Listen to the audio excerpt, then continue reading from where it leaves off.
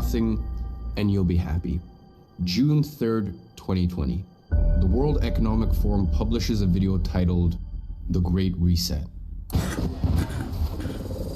And that very same day, the royal family publishes a video supporting this so-called major global initiative. We have no alternative, because otherwise we will end up having more and more pandemics. Now, over the coming weeks, multiple videos on the reset were published by the World Economic Forum, and they were starting to get more and more sketchy.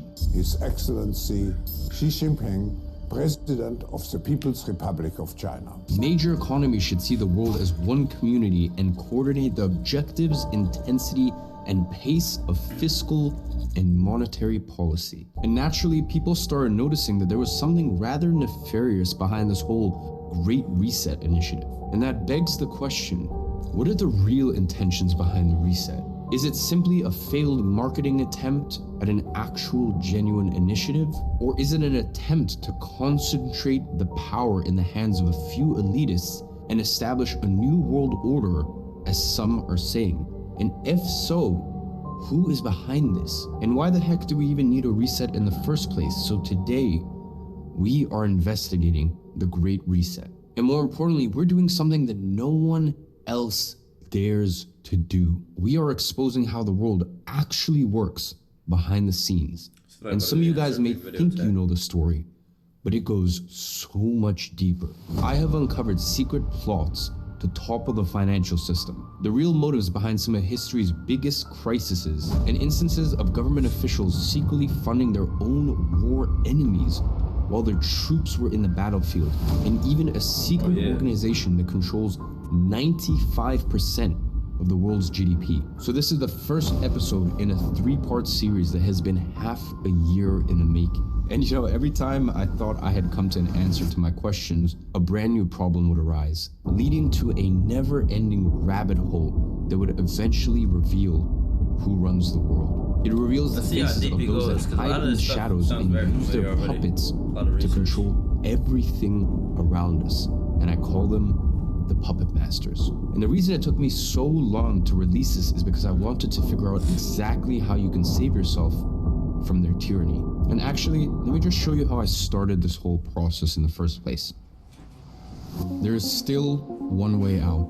So let's analyze the situation. The puppet masters are about to have you right where they want you, under their thumb. You see, once CBDCs are rolled out, you will be at their mercy. They decide how much you spend, where you spend it, and even how much money you have left at the end of the month. And that will make it impossible for you to escape.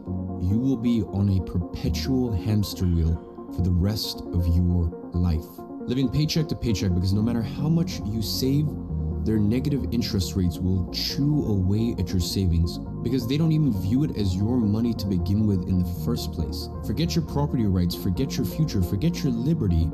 You will be nothing but a slave to the system. And that's just the money. They said to themselves, you will own nothing and you'll be happy. You will eat the bugs because they control the food supply. And if you dare speak up, well, then they'll be very upset and your social credit score will go down. Good luck getting a new rental agreement. And if you try to run away, good luck, because the next step in controlling energy supply is banning gas-powered cars. Because once everyone has electric cars, with a flick of a switch, they deem whether you are worthy or not of travel. The clock is seconds away from midnight. Get back on my horse again. DEFCON 1. But that's what happens when power is concentrated in a select few hands. Because power corrupts, and absolute power corrupts absolutely. And that is why you need to escape now. And that means you need to claw back the freedom you deserve. And the way to claw back that freedom is by 3 avenues. The first one is financial freedom, and this is obvious, because once they have complete control over the financial system, they will make it impossible for you to be financially free, because they want you to be dependent on them. They need you to be dependent on them, because when you're dependent on them, you are controllable. So that means you need to put every waking moment into earning your financial freedom. The next is time freedom, and this is truly how you get off the hamster wheel. You need to stop trading your time for money, because if you do, inflation and negative interest rates will eat away at your savings and you'll be stuck in the debt cycle forever. And the next is location freedom, and this is the one that usually people sacrifice the other two for. You may have financial freedom, and you may even have a bit of time freedom, but you are stuck in a city, and that makes you controllable. That makes you... This video went viral, so I'm assuming there's like some like real punch to it. Everything I'm getting at so far feels like nothing new to me. So I might skip some. Should we skip, chat? Should we skip around? A slave, because when the US or Europe goes to you can't pack up, you can't leave, you don't have autonomy. Because make 1.5 speed with a smart guy. no mistakes about it. It's about to be war. And if it is war, you need to be able to be mobile. And that brings me to my next point, which is in a world of centralization, you need to decentralize as much as possible. And what does that mean, you may ask? Well, just like when you're investing, you don't put all of your... No, I didn't say the beginning. He said the beginning is boring. I don't watch things because they're boring or fun to watch. I watch them because I'm learning. And I'm not really learning anything yet, but he's definitely building his case. Too fast? That was just too fast for y'all? eggs in one basket. You don't just pick one sock. In the same way, you can't just bet on one... All right, that's it. 1.25. country, because if your country goes to shit, what are you going to do? So you need to plan, and this is where multiple passports and multiple residencies come into the picture. And once you're financially free, this becomes a lot easier. In places like St. Kitts, you can earn citizenship through investment for as low as 150K, and you need to start tracing your lineage so that way you can see if you are eligible for any other citizenships. Look into things like digital nomad visas. Start looking in different countries, and this also applies for bank accounts. I like that this is like a blueprint as well, like direct practical steps. You need behind, you know, what he's doing. More bank accounts. You need them in more countries. I'm waiting for it to build more though. Because if one country starts to restrict withdrawals, I seen you on Max stream too.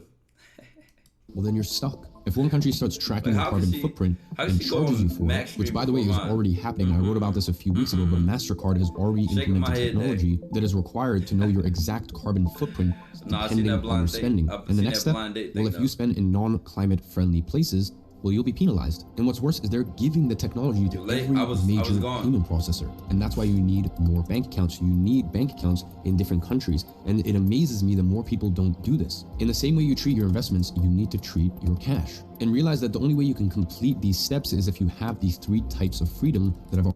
No, what he's getting at is that if your eggs are in one basket, or if you have, you know, your eggs all in one basket, it's much easier to control you if I can control that basket. But if you're in 10, 15, 20 different places at once, I freeze this, I close this, I stop this, and you rely on another one. So that case that Andrew Tate made about, I'm so on the grid that you can't stop me. People talk about being off grid and living in some mountain somewhere. No, that's not what it is. Already told you about. And you have maybe 2-3 years before it's too late. But what I will say is that it feels like more people are starting to wake up. So if you want to reclaim the freedom that you were born deserving, you must act now. So instead of submitting to their globalist dystopia of the Great Reset, instead, together, let's make this the Great Escape. I fuck with him for making this video. Yeah, it's going really well. I think the people are going to like it.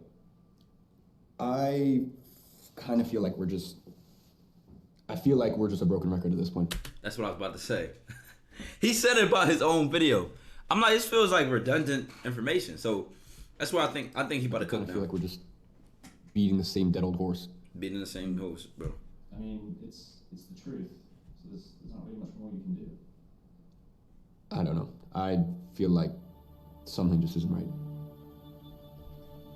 But before I tell you the solution, let me tell you what got me to that point. Now, in order for you to truly comprehend what's going on, we need to set a timeline of events and understand who are the characters that play a role in this plot. But before we go there, we need to understand how we actually got here. So let's start from the beginning. June 3rd, 2020. That was the date that the name The Great Reset was first introduced. And really the idea was the following. Quoting the words from the Great Reset page from the World Economic Forum's website, our world has changed. We have greater challenges than ever before, and because of that, our systems need a reset. The C-19 crisis brings us a unique window of opportunity to reshape our world. There is an urgent need for global stakeholders to cooperate in simultaneously managing the direct consequences of this crisis. Now, all of these claims are pretty debatable. The world has changed. Has it really? Are today's challenges really greater than the ones we have been facing over the last hundreds of years? And even if they were, why does that mean that our world needs a reset? What does a world reset even mean in the first place? Now, before we dive into each one of these questions, let's go back to the timeline of events, because it's essential for you to understand the past before you can ever judge the future. And although the Great Reset launched on June 3rd, 2020, the seeds for it had been planted a long time ago. So let's go back to November 12th, 2016. The World Economic Forum publishes an article titled 8 Predictions for the World in 2030. And the very first prediction they made, number 1, you'll own nothing and you'll be happy. Whatever you want, you'll rent. Now, they've been seeding the whole you'll own nothing and be happy narrative for almost a decade now. Now, who exactly has been pushing that? Who are the puppet masters behind this whole narrative? It's an international organization called the World Economic Forum. Now, the World Economic Forum is basically an intergovernmental organization that connects the world's most powerful countries with government leaders from all major countries. Now, their objective? Tackle the world's most crucial challenges, which according to them are climate change, carbon emissions, gender pay gap, amongst a myriad of other things. And here are some of their members. CEOs such as Zuck and Bill Gates. You know, the classic one everyone knows and dislikes. Other members such as Biden, China's dictator, Putin, Trump, royal family. It's basically a mastermind full of billionaires and the world's most powerful people, both from the private and public sector, who all take their jet or even fleet of private jets into Davos, which is obviously quite ironic considering that they're trying to tackle global warming and all that. But nonetheless, let's ignore that. So they jet into Davos every year to plan how to reshape the world in a more sustainable way, using their own words. They label themselves as independent, impartial, and not tied to any special interest. Now, I don't know about you, but that last part sounds ultra suspicious to me. I wonder why. Now, the more I researched, the more the World Economic Forum looked like the exact opposite of that. I mean, a lobbyist organization that only has their personal interest and the one of its members in mind, all while trying to make it look like they have other people's interests in mind by exploring the hot topic issues of today's world. And the first reason that led me to this conclusion came from questioning their very own narrative. You'll own nothing and be happy. Now, there's a few things we can infer from this claim. First one is someone has to own things. I mean, if you don't own anything and I don't own anything, then who does? It probably means that someone will have to own everything. So it seems like their great plan is just to own everything. And secondly, you're still going to need to have a house, a car, a phone, a computer, a stove, a fridge. And if you don't own those, well, then you're going to have to rent them. And everyone else will have to rent from the same individuals who owns everything. So if the only way for you and I to access things is by renting them from the ones that own everything, doesn't that also mean that they'll have complete control over you, me, and everyone else, because they can practically choose who they rent it to and under what conditions they rent it, since we really don't have any other options but to rent from them. And listen, I don't know about you, but for me personally, that doesn't sound too good. And once again, following in their line of thinking, if you own nothing and are happy, does that do what we say? That's the bottom line with this conclusion. Mean that the people who own everything will be sad? You know, are they doing this as an altruistic effort to spare us all the pain of owning anything so that way we can enjoy the peace of mind of owning nothing? Well, that doesn't seem too logical to me either. So maybe you'll own nothing and be happy so that in turn, they will own everything and be happier? Sounds like a great win-win situation, doesn't it? To me, it sounds like you will own nothing is just another way of saying we will own you. And the more I researched this, the more questions I had. Who's behind the World Economic Forum? What's their actual agenda with this whole Great Reset plan? How do they plan on implementing it in practice? Like, how are we gonna go from owning houses, cars, and other consumer goods to just simply owning nothing? I mean, is the government going to come knocking on our doors with guns and saying, hey, all of your assets are now mine? So in order to get some answers, let's go back to our investigation board and let's point our efforts to Klaus Schwab. So we've got the first character that plays a role in this plot, the World Economic Forum. So next obvious question to ask is, who runs the World Economic Forum? Because let's think about this. If the World Economic Forum is an organization that proposes and helps governments execute an agenda to literally... Yeah, let me know if it's too fast for y'all, because we still on 1.25. Y'all said 1.5 is too fast. Reshape the future of our world, and they do said subtitles on. that by putting themselves in a position of being an internal organization for public-private cooperation. Well, surely the person in charge of all that must have been democratically elected, right? I mean, it's just common sense. If you're the one dealing with the public, environmental, and trade policies of the entire world, you have to be elected by the people, or at the very least by an executive board that was democratically elected by elected officials from each country. So that way we know that you are acting on behalf of the interests from the people who elected you. I mean, that has to be the case, right? As it were, it's not.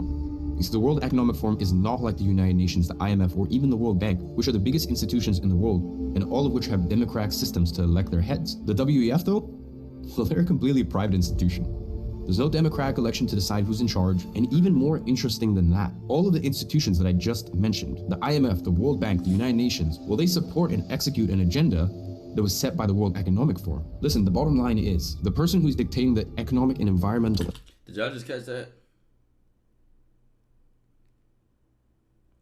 They privately pick who has power in their circle, and then they make everybody else below them, who they also control, vote who they want to be in power. So it's like the head of the snake is privately chosen, and then everybody else, we gotta make it look like it's, you know, democratically voted for, like a group is voted up. But we still control y'all below us anyway. Agenda for the IMF, the World Bank, the United Nations, and for the most important nations and private corporations around the world was elected by nobody other than himself. Yes, that's correct. The person who is telling you that you are going to own nothing and be happy was never even publicly elected. So, Chad, this is not a new thing. I think what's new now is that intelligent people have platforms now. When I took a class on public opinion, it talked about a lot of this and how politics look at the average person, and not politics, but politicians and stuff like that, because they know a lot of average people's psychology. They don't care about They don't care about issues that they should care about. They just do what they're told. They watch the news. They take programming. They take, you know, whatever influences that they have, whether it be TV, social media, their family, or their friends, and they take that and they live a pretty simple life. So they don't think too far ahead. They don't think too big picture. They're not big picture type of thinkers. They just want to live a regular life, which is fine, right? Until they realize that your regular life has been herded that way. Like you've been herded to think this is normal. You've been herded to think you need this car or this house or these clothes or these shoes. And then on top of that, the ones in those powerful positions will use that to their advantage. They don't even look at people being wise enough to make decisions for themselves. That's where this is coming from. Like, people aren't smart enough to make their own decisions, so we have to make them for us. That has been happening since the beginning of the time. Kings, queens, elected officials, certain people in positions of power electing who they want to elect. Like, it's just coming from this idea that people are not smart enough to run their own lives and make their own decisions. who is this powerful and mysterious figure? Ladies and gentlemen, I present to you Klaus Schwab. He's the World Economic Forum's founder and the current president and spokesperson for the organization, the only leader the forum has ever had. And to understand how Klaus Schwab came to be, we need to go back to 1938. That was the year Schwab was born. Something I also want to mention before he started cooking, right? This dude, if he was born in 1938, right, Chet, how old is he? 70, that takes you to 2008, add 14 more years. Now he's 84, right? 84, 85, 86 or something like that, right? This 85-year-old, right? He is probably more disciplined, more focused, more intelligent, more strategic and tact than you if you were half his age. And I'm not doing this to put him on a pedestal or celebrate his qualities and skills. The point I'm making is the average person who has talent, who has intelligence, who's in shape, etc., has none of the factors he has that go against him. You're lacking. You're addicted to porn. You're addicted to TikTok. You care about that girl who broke your heart. You're trying to prove yourselves to people who don't care about you. This dude is taking his same time, his same opportunities, and using them to crush you and push you down lower to the ground and to push him higher up. This is what I told y'all when I went on that rant about what's it called? The powerful people and sociopaths. See, while you fuck around and play around, they don't fuck around at all. No, it's because of his family. Right, he's about to get into that, but that's why he's so tight and strategic. That's why he's so strategic about how he moves. His family put him on his position. I mean, even when people look at Elon Musk and his resources that his family has him, all types of shit, right? They be prepared since fucking children. Meanwhile, you fuck around and think average shit is important. I just want to show you like how big the gap and how these people think and live are. Like, you're so far away, it's not even funny. And at the time, his father was a managing director for a subsidiary of a Zurich-based engineering firm called Escher Wyss. Now here's a fun little fact for you. That very same firm was found to exploit prisoners of war. It's a completely different world, chat. And you live in two worlds. Other forms of forced labor. Now, this actually sparked rumors that Schwab's father was a high-ranking Nazi official, but fear not, because the fact-checkers were quick to dispel those far-fetched myths. So we definitely don't need to worry about that. You see, Klaus Schwab was well-educated, earning multiple degrees in Switzerland and Germany, as well as a Master's of Public Administration from Harvard University. Now, going back to our timeline. See how he's cooking? And fast forward to 1971. Schwab founded the World Economic Forum to fulfill his dream from moving from a shareholder capitalism model to a stakeholder capitalism model. That we act all as stakeholders. The future is built by us. Don't you just love it when a man with a German accent tells us how he's going to reshape our world? Now, what does stakeholder capitalism mean, you may ask? It's essentially moving away from profit-driven leadership to a model where companies answer first to special interests instead. This would mean that the people would have a say on the direction companies move to. You see, the problem with that is regular companies answer to their shareholders, who hold the company accountable to achieving certain financial goals. Now, when you move away from answering to shareholders and decide to answer to the people instead, you answer to virtually everyone. And answering to everyone is the exact same as answering to no one, which is a perfect position to be in. Why? Because you get to claim you're acting on everyone's interests without having to answer to anybody in practice. You become the king, appointed by no one. So what Schwab is really saying when he's advocating for stakeholder capitalism is that he wants corporations to answer to special interests. The special interests of him and his friends at the WEF. He advocates for countries to stop using metrics like GDP and instead use metrics like climate action, sustainability, inclusivity, global cooperation, health, and well-being. The problem with that speech is that none of those are real metrics because they can't be measured objectively with numbers. And this is exactly what he wants, because then he can make himself unaccountable while pursuing a broader agenda. Now, at this point in my investigation, I thought I had a pretty clear idea of where things were going until I started to read Klaus Schwab's book, C19, The Great Reset. You see, what I found inside this book completely changed the direction of my entire investigation. And here's what I found. Throughout the entire book, Schwab kept repeating that this crisis was an opportunity. And I kept reading the word crisis over and over. And I quote, one of the lessons of the past 5 centuries in Europe and America is this: acute crises contribute to boosting the power of the state. It's always been the case, and there's no reason why it should be different with the C19 pandemic. It was as if he was trying to make a point about how beneficial crises were to society. I mean, doesn't that sound completely backwards? And at first I tried to ignore it, but the same thing just kept popping up over and over. And I thought to myself, there has to be some untold reason behind Schwab's obsession with crises. So I decided to add that to my investigation board and jump down a completely different rabbit hole, because I started to investigate the biggest crises from modern times that preceded the creation of the World Economic Forum. The Panic of 1907, World War I, World War II, and more. And after literally months of research, I managed to piece everything together that at first glance looked completely unrelated. And that's when I noticed that there was a much bigger story to this whole Great Reset narrative that was simply not being told. And it involved players like the Federal Reserve, JP Morgan, and even the island nation of Bahamas. I started to notice that the reset was much bigger than petty politics or ideologies. It's all about left wing versus right wing, not even close. The root of the problem is much deeper than that. And in order for you to understand it, we need to take another trip back in time and work our way through the timeline up until 1971.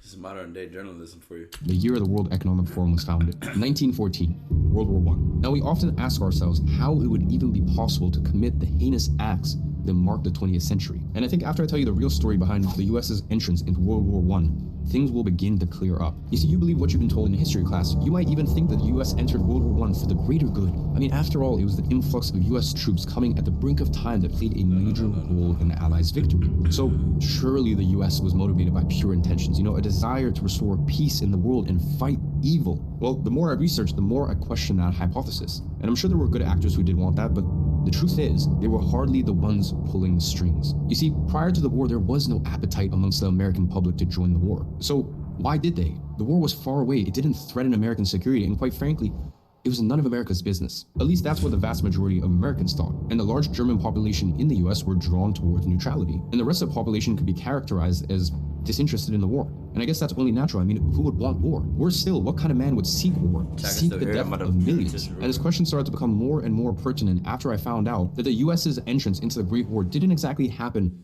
as we may have been taught. I mean, I'm sure you weren't told in history class, but the US's entrance into the war was actually orchestrated at the highest levels of government and beyond. And one man in particular was instrumental to this process: Edward Mandell House. You see, House was the closest advisor to the ruling American president at the time, Woodrow Wilson. House had been pivotal to Wilson's presidential campaign success and now exerted a great influence over Wilson as his closest confidant. I mean, one specific fact about House made my alarm bell go off. He worked closely with Wilson in drafting 14 points which later led to the League of Legends. Now, if you don't know what that is, the League of Legends was the predecessor to the United Nations and one of the ruling institutions in the world that pushes the WEF's agenda to this day. Now, this already gives you an idea of both Wilson and House's globalist agenda, even in the early 1900s. Yeah, they've been moving But that is just the very tip of the iceberg. You see, in a conversation with the Foreign Secretary of England, House was posed a question. What will America do if the Germans sink an ocean liner with American passengers on board? Now, House's reply was clear and straightforward. He goes on to say this would be sufficient to carry us into war. Now, you might be asking, why is this important? Well, that's because later, in 1915, a passenger ship named Lusitania sailed from New York bound for Liverpool in England. And can you guess what happened to that ship? The Germans torpedoed it, killing almost 2,000 civilians, giving the American government the perfect pretext to enter the war with the public on their side. And of course, the public was outraged at this unprovoked attack, which came completely without warning. Those were the phrases repeated by news broadcasters and politicians around the country. But was it really without warning? I mean, with just a little bit of research, I was able to find out that this setup could not have been more obvious and more calculated. I mean, the Germans literally took out an ad in the New York Times warning people the risks of boarding the ship, explicitly writing that the ship would be liable to destruction. I mean, they were basically saying, look, if you send a ship into war-torn waters, we will have no choice but to attack it. So that begs the question, why would the American government do it anyways, knowing that they would be attacked and that 2,000 innocent lives would be at risk? It was the perfect mistake. To be completely honest, Very convenient. I wasn't too sure either. Was it malice? I mean, surely not. And at this point, unfortunately, it looked like I had encountered a dead end in my investigation. I simply didn't have anywhere else to go from here. But there were still unanswered questions that I had to find answers to. I mean, I knew that the American government orchestrated their way into war, but why?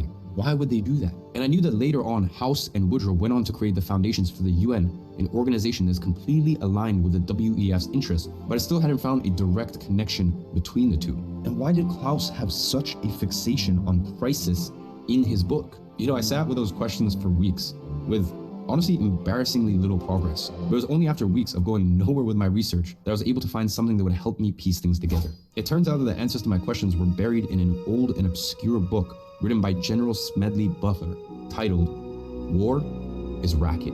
You see, Butler was one of the most decorated American generals, two-time Medal of Honor recipient, who actually fought in World War I. And these are his words on the topic. Woodrow Wilson was re-elected president in 1916 on a platform that he had kept us out of the war. Yet 5 months later, he asked Congress to declare war on Germany. The 4 million young men who put on uniforms and marched or sailed away were not asked whether they wanted to go forth to suffer and die. Then, what caused our government to change its mind so suddenly? Money.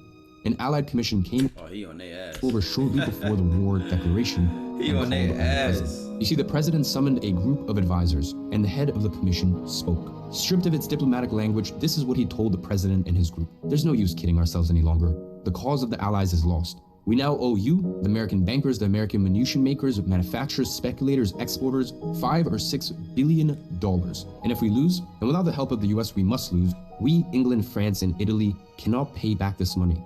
And Germany won't. And that, my friends, is an excerpt from Major General Smedley Butler's War is Racket, 1935. It has been estimated by statisticians, economists, and researchers that the war yielded $16 billion in profits. That is how the 21,000 billionaires and millionaires got that way. Okay, so that answers one of our questions, which is why would Americans force their way into war? Money. Now, it's not like that money went straight to the American government. You see, as we've seen already, there are shadow figures who control the government's agenda to align with their own interests. So that led me to the next obvious question: who really got rich off the war? And how was Woodrow Wilson truly involved? Well, this leads us directly to our second major crisis, and another journey back in time. Crisis 2, the Panic of 1907. Now, to get to this, I had to dig deeper. I mean, deeper than I've ever dug before. You see, I started to research what projects Woodrow Wilson had led during the period that preceded the war, trying to find some sort of connection of how he would benefit from joining World War I. And believe it or not, but the answer was hidden right under my nose this whole time, in one of the most powerful institutions in the whole world. One that everyone knows about, but just takes for granted. I mean, to be honest, there's so much to the story that I can't even get into now that I might even do a separate series just to the financial fraud that has bankrupted millions of people since 1913. But for now, I'll just keep it simple. Coincidence or not, it all revolves around another big crisis that shaped the modern world as we know of it today. The Panic of 1907, the first financial crisis of the 20th century. And it was caused by the collapse of highly leveraged speculative investments propagated by easy money policies pursued by the US Treasury in the preceding years. And that ultimately led to a lot of bank runs in New York banks that were financing these risky investments. Now, if you don't know what a bank run is, it's essentially people desperately withdrawing their money from the banks, fearing that the bank would run out of money and they'd lose all of their funds they had deposited in there. The only problem is, the more people withdrawing money, the higher the risk of the bank running out of funds to cover the withdrawals. And in turn, that prompts even more people to withdraw money, leading to a self-destructive cycle that keeps draining the bank's reserves until they run out of money and default. I mean, that's like a snowball effect, and once it gets momentum, it is very hard to stop it. Now, why would that be a problem, you might ask? I mean, surely the bank has the cash everyone deposited in there to cover all of the withdrawals. No, my friend. You see, the bank doesn't just sit on the money you deposit. No, you see, it lends out almost all of it to make a profit on the interest rates. And that's how banks make money. So when a bank run happens, I mean, there's really only one way to stop it. Another institution stepping in and lending their own money to cover withdrawals. And that is exactly what happened in the panic of 1907. And one man was able to save New York banking almost single-handedly. His name? J.P. Morgan. You see, J.P. Morgan bailed out the banks by putting his own money on the line. Now, why would he do that? Why would one of the most powerful men in the world put his own money on the line to save his competitors from defaulting? Well, there's two explanations. Number one is that, J.P. Morgan is very generous and deeply cared about his competitors to the point where he would risk his own bank to save others. How kind of him. Or option two is that he had an incentive for doing so. And my gut feeling tells me that option two is a little bit more likely. Now, why would he have an incentive for doing this? Well, here's how everything comes together, and you begin to see just how all the pieces fit together perfectly. You see, the whole panic of 1907 led to a huge loss of confidence in the US Treasury, which is an organization that was supposed to ensure that problems like that wouldn't happen. So naturally, when they failed to do this, it became the impetus for Congress to begin a complete overhaul of the system. The following year, Senator Nelson Aldrich was appointed as the chairman of the National Monetary Commission with a mission to form a commission to study the European financial system. What most people didn't know was that behind the scenes, Senator Aldrich had close ties to bankers. You see, he went on to spend almost 2 years in Europe writing recommendations and reports. And here's what happened. Upon his return, instead of handing out his reports straight to Congress, Aldrich decided to do something else. On the evening of November 22nd, 1910, Senator Aldrich left New Jersey on a train in complete secrecy alongside 6 other individuals who all dropped their names in favor of code names so no one would discover who they all were. And their destination? A private secluded island off the coast of Georgia. It was called Jekyll Island. And there, they stayed at a club, the Jekyll Island Club, which was co-owned by none other than J.P. Morgan, who arranged himself the entire facility just for this specific meeting. Now later, during my fact-checking research, I also found sources pointing out that the Rockefellers also co-owned this. True to man, I appreciate the Twitch Prime sub. State. And this meeting was so secretive, so concealed from government and public attention that nobody even knew was taking place. Now, who might be invited? Ads, should we wait for the ads chat? Them grunts are not having fun, not at all. Not at all.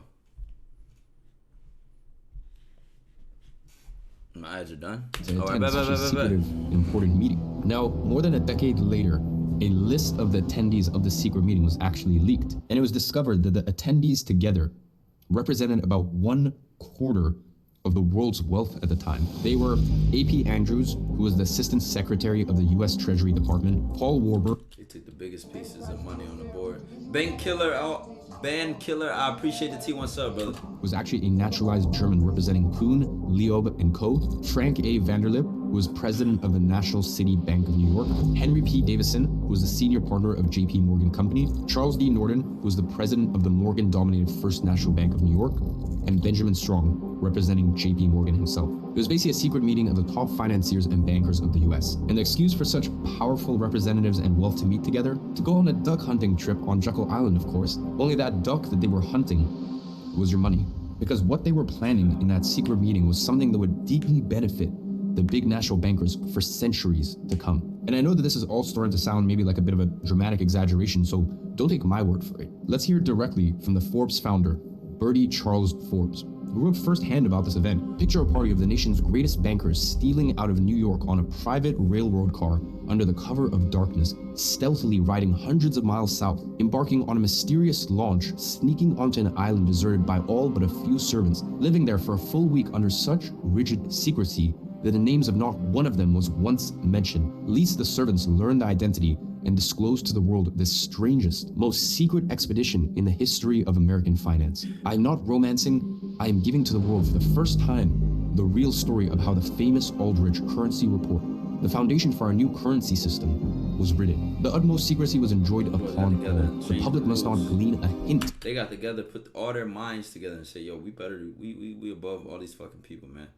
Let's put our minds together and let's change everything we want to change, how we want it to go.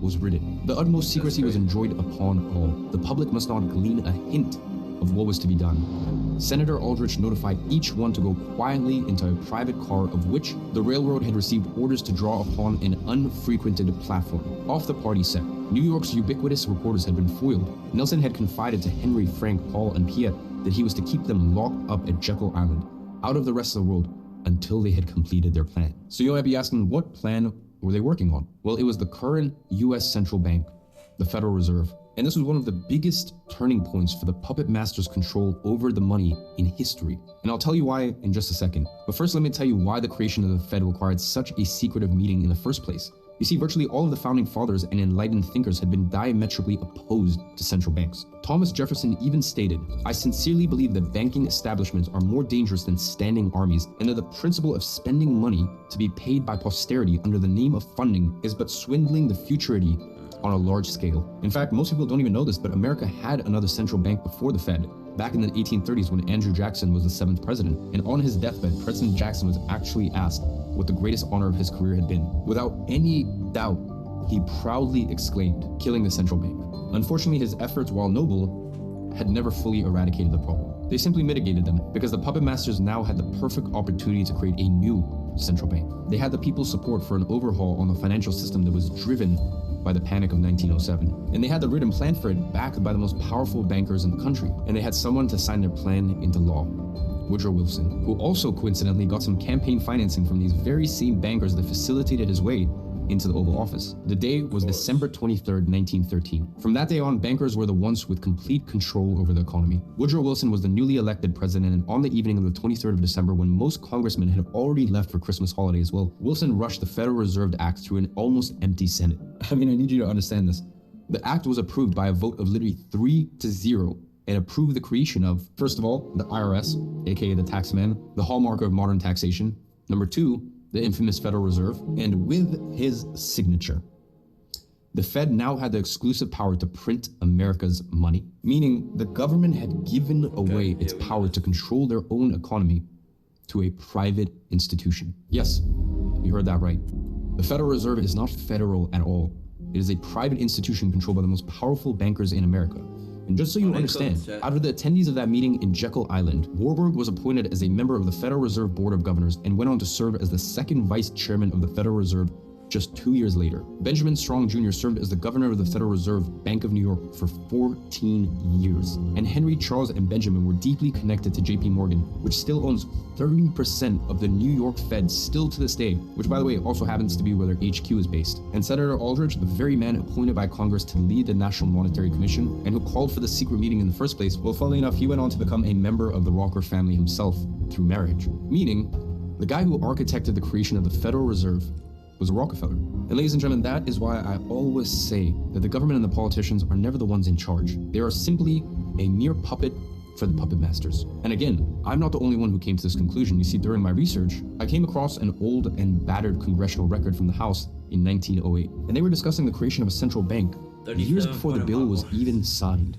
And here's what they said. This, sir, is a step backward in the advancement of our people and our government. It is a step toward the enthronement of a money monarchical power. I repeat, sir, this has ceased to be a matter of political differences and is neither a question of republicanism or democracy, but is a question of whether Wall Street or the people shall rule this American government. Like I said before, this isn't about petty politics. This is about something much deeper. And the discussion in the House continued. This bill enables Wall Street to turn panics off and on at will. The Secretary of the Treasury would become the hired man of Wall Street. Shall we close as a fitting climax to the billion-dollar Republican Congress by crowning our masters, King Morgan and King Rockefeller, the heroes of the last panic? Or shall it be King Taft, Wall Street's hired man? And upon that line, the House of Representatives erupted in what was transcribed as a prolonged applause. Again, the puppet masters had been operating in the shadows for centuries now. So why was the creation of the Fed such a big turning point? You see, before the Fed, Currency printing in the US was decentralized through multiple state banks that were in charge of printing money independently. And after the creation of the Fed, the bankers behind it now had managed to centralize money printing under one institution, which means they were now in complete control over the country's money supply. And just a few short years later, Woodrow Wilson launched the US into World War I, as we already know. So after all that, in whose interest was it to join the war? Well, it was the bankers behind the Fed. Now, why, you might be asking? Because here's what happens during war. The government increases their spending dramatically, having to print more money to cover such spending. However, the government can't print their own money anymore. So what it does instead is it takes up huge amounts of debt. And where do you think that money comes from? The Fed and the bankers, facilitated through a complex web of debt instruments. And then the government has to pay interest on that, which is how the bankers and the Fed make money. A lot of money. And in this graph, you can see how much debt the US has accumulated throughout the war. The higher the spikes, the more money the Fed makes as interest. Even Congressman Charles Lindbergh spoke about the events of 1907 as a great scheme, saying that the king bankers knew the conditions of the market and informed their close friends as to what was to come. There would be a panic in the fall of 1907 that would be advertised as the result of our bad banking and currency laws, which primed the system for overhaul in the form of a central bank. And later, Charles went on to discuss Woodrow Wilson's act. This act establishes the most gigantic trust on wealth. When the president signs this act, the invisible government by the money power will be legalized. Now, you know exactly what he meant by the invisible government by the money power. Now, I'm going to be honest with you. Even after all of this evidence, I was still not convinced about the real interest behind the Federal Reserve and if they were as nefarious as my research was making them seem to. It was only after I got my hands on a lost document from 1932 that my mind changed. You see, this document is stored in the document division of the Stanford Library, and it reports the hearings of an investigation on the Federal Reserve that took place in US Congress. And the reason for such investigation? Well, you see, the chair of the House of the Banking Committee accused the Federal Reserve of artificially creating crashes and crisis, to the point of even filing a petition for the impeachment of the Federal Reserve Board. What I found buried inside of this document was mind-blowing. Here's how the petition for the impeachment was introduced. Mr. Chairman, we have in this country one of the most corrupt institutions the world has ever known. I refer to the Federal Reserve Board and the Federal Reserve Banks. This evil institution has impoverished and ruined the people of the US and has practically bankrupted our government. It was done this through the maladministration of the law by the Federal Reserve Board and through the corrupt practices of the moneyed vultures that control it. Man, this motherfucker ain't waste a sentence in calling them bitches out and digging their grave. This motherfucker ain't waste a sentence. Now, some people think the Federal Reserve banks are US government institutions. They're not government institutions. They are private credit monopolies which prey upon the people of the United States for the benefit of themselves. Listen, this is not me saying it. That was said in Congress by the chair of the House of Banking Committee. And that, my friend, sealed the deal for me alongside all the other evidence I had gathered throughout my research. That tells you everything you need to know about the real interest and incentives behind the Federal Reserve. Now, with those new discoveries, I circled back to our main questions to evaluate what we had uncovered so far. While looking into World War I and the Panic of 1907, we managed to gather the information needed to answer some of our most prominent questions. What is the real hidden agenda of the World Economic Forum? Why do they think that the world needs a reset, and how do they plan to implement this in practice? Why did Klaus Schwab have such a fixation with crisis in his book? And most importantly, what is the connection between the WEF and the most powerful institutions that shape our world today, such as the Fed, the UN, the World Bank, the IMF, etc.? At this point, we have already found out why the American government orchestrated their way into the war. And secondly, who got rich off of that war. And thirdly, how the Fed was connected to all of these efforts. So there's still a few questions that remain unanswered. And here's where I actually noticed something interesting. You see, the World Economic Forum and the Great Reset are all global initiatives with worldwide impact. So if that's the case, why does everything we've managed to uncover so far only relate to the US? How did they manage to go from controlling the US money supply to controlling the money worldwide? And here is where things take an unexpected turn. And we look at our third crisis, World War II, December 7th, 1941. You see, before we ever get to 1971, the year of the creation of the World Economic Forum, there's still one last crisis we need to revisit that happened between World War I and 1971. And you can probably guess what that was. World War II, surely the noble fight against the Nazis was just that.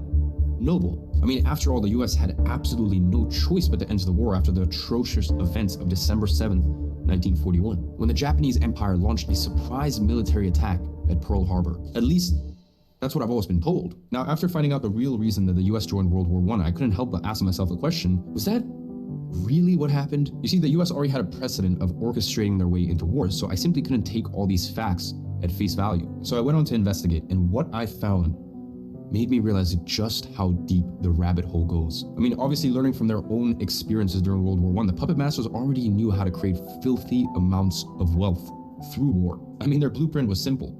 Get the government to spend a lot and create internal debt, and then loan money to the government from the Fed and others. Then get paid interest on those loans. The more debt the government creates, the more money the puppet masters make. Listen, we already know the drill. And you can see how effective that was when we update our chart that shows the internal debt with the data for World War II. Pretty much 4 times more debt than in World War I. But what's more is with all that new cash leads to the puppet master's favorite control tool, inflation. In the years after the war, inflation soared by 20%. And who reaps the benefit of prices going up? Asset owners. Who gets screwed? Everyday people. While their purchasing power was getting wrecked, the asset owners enjoyed the benefits. The Dow rallied over 500% over the next 20 years. So not only do puppet masters get rich off the war and its money printing, but they got even richer from the economic effects of printing money and inflation. But we already saw that after World War I, where the Dow also surged. Everybody else is getting milked and squeezed bad. Inflation does not impact people who have abundance of wealth. It impacts the people who are surviving. 500% before the Great Depression. So that's the unexciting part. That's old news, because I found out that this tactic is just the tip of the iceberg. During World War II, the puppet masters got even more creative and came up with an ingenious idea. An idea that made last war's profits feel like pennies on the dollar. And the way that I got to that discovery was by asking myself this question. If the US war efforts are financed by the bankers, who finances the other side of the wars? I mean, who is financing the Nazis? Do they have an equivalent of the Fed loaning them crazy amounts of money to pay off their war debts? Turns out the answer is yes and no. You see, here's the thing. Germany didn't have a huge central bank with access to ungodly amounts of money like the US does with the Fed. So Hitler had to find other ways of financing his efforts. And here's where a guy called Fritz Thyssen comes into the picture. Thyssen helped finance Hitler's plans for over a decade. How? He owned the largest steel and coal company in Germany and personally funded Hitler's rise to power and his effort to rearm between 2 world wars, as described in his own autobiography, I Paid Hitler. You see, after World War I, his family established a network of overseas banks and companies so their assets and money could be whisked offshore if ever threatened again. And one of the banks was in no other place than New York. The New York-based Union Banking Corporation, UBC. That was the US base for Fritz Thyssen and his Nazi companions. And in 1941, the very same year the US got into war, news started spreading all over the media that Thyssen had $3 million in New York vaults. That would be $57 million today when adjusted for inflation. Hitler's angel has $3 million in US banks, exclaimed the headline in the New York Herald Tribune on July 3rd, 1942. By then, the US had been at war with Germany for nearly 8 months already. But more importantly, this article uncovered a very unexpected connection to this bank. It found out that one of the managing directors of the bank at the time was none other than President George H.W. Bush's father, Prescott Bush. This was heavily denied by the US media at the time, perhaps unsurprisingly. Yet 60 years later, some documents were released by the National Archives and Library of Congress revealing that Prescott Bush indeed served as a business partner of and U.S. banking operative for the financial architect of the Nazi war machine from 1926 until 1942 through the Union Banking Corporation Shell, the very same bank that had partly financed Hitler's rise to power. And by the late 1930s, UBC had bought and shipped millions of dollars of gold, fuel, steel, and U.S. Treasury bonds to Germany, both feeding and financing Hitler's build-up to war. And finally, in 1942, UBC's huge gold purchases raised suspicions that the bank was in fact a secret nest egg hidden in New York for Thyssen and other Nazi leaders. Some people even suspected that the bank was holding gold on behalf of Hitler himself. And look up. This gives me a resemblance to when we talked about Jeffrey Epstein being,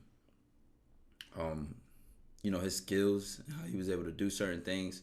Same thing with Hitler, because like there's a social side of this, there's a human influence side of this, but then you have that financial side, like the financial and political benefits from these malicious people. And it's just interesting, the resemblance to me. How he was a pawn and people died for this, people suffered for this, people were used for this. But there's the bigger picture of the backing of like, all right, here's how it financially benefited these people. Here's how it, here's how the power shifted to them as well. So they're always finding a way to lick the plate, no matter the cost.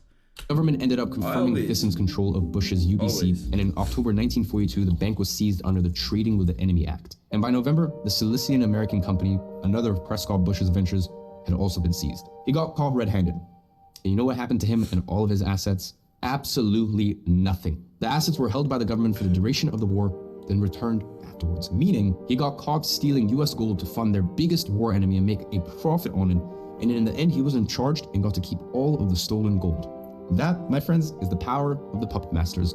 I mean, it's almost poetic, isn't it? Now the question becomes, why would they fund their own war enemies? You see, there's two ways for a country to get rich off war. One is by winning the war and funding the victory, and then there's one other more sinister way to do it, arming both sides of the conflict. And it all goes back to our main character in this whole story, Klaus Schwab, who preaches that crisis brings us unique windows of opportunity. As you can see, the opportunity to grow and perpetuate power and control. So why not fund both sides of war to breed a crisis? And as a result, grow your power and control even further. Now we're going to circle all this back to Klaus Schwab, but let's answer our unanswered questions first. Remember when I asked if there was an equivalent of the Fed to finance the Nazi Germans? And the answer was yes and no. No, because as I just mentioned, the Union Banking Corporation and Thyssen partly financed Hitler's rise to power. And yes, because other parts of Hitler's rise to power was financed by another institution, which was indeed a central bank. Just like the Fed, the difference is this one is not a German central bank. It is not a transnational central bank. It is an institution that is above all of those, above the Fed, above all central banks. And just like me, when I started this investigation, you've probably never even heard of them before. But its influence is so great that the organization controls 95% of the world's wealth to this day. And the funniest thing is that I found out about it by chance. I was digging deeper into the US Nazi connection, and I stumbled upon the following quote from the United Nations Monetary and Financial Conference that took place in 1944. There's an American president doing business with the Germans while our boys are fighting Germans. And at first sight, I thought he was talking about Prescott Bush. But then I remember that Prescott Bush was never president. His son and his grandson were. And as I dug deeper, I realized that he wasn't actually referring to a president of the United States, but rather a president of the secret institution which is above the central banks that I just mentioned. So I set out to discover who this president was and what type of business he was doing with the Nazis. Digging a little deeper, or a lot deeper as I should say, I found out that the vice president of the German central bank was also a director of this hidden in plain sight organization, meaning this organization and the German central bank had close ties. In fact, this organization was so intertwined with the Nazi economy that it helped keep Nazi Germany stay in business. It carried out foreign exchange deals for the German central bank. It accepted looted Nazi gold. And in one specific event, they even transferred 23.1 metric tons of gold from a Czechoslovak account to the German central bank account, all inside their biggest enemy's central bank, the Bank of England. And yes, that actually happened, all through the accounts of this hidden organization. It was so useful to the Nazis that they referred to this organization as the German central bank only foreign branch. All of that while having an American banker as the president of the organization. Their reach and connections were vital for Nazi Germany, so much so that all throughout the war, the German central bank continued paying interest on all the money loaned by this organization. And here's where things get interesting. This interest was used by the organization to pay dividends to its shareholders. And guess who was one of the biggest shareholders of this institution? The Bank of England. Meaning, the German central bank was actually funding the British war economy. It was the exact same thing the Fed was doing by funding both the US and the Nazis. They were funding both sides of the war. And the Fed, well, they didn't like that at all. They wanted to be the ones funding everything, because that would be a lot more profitable, wouldn't it?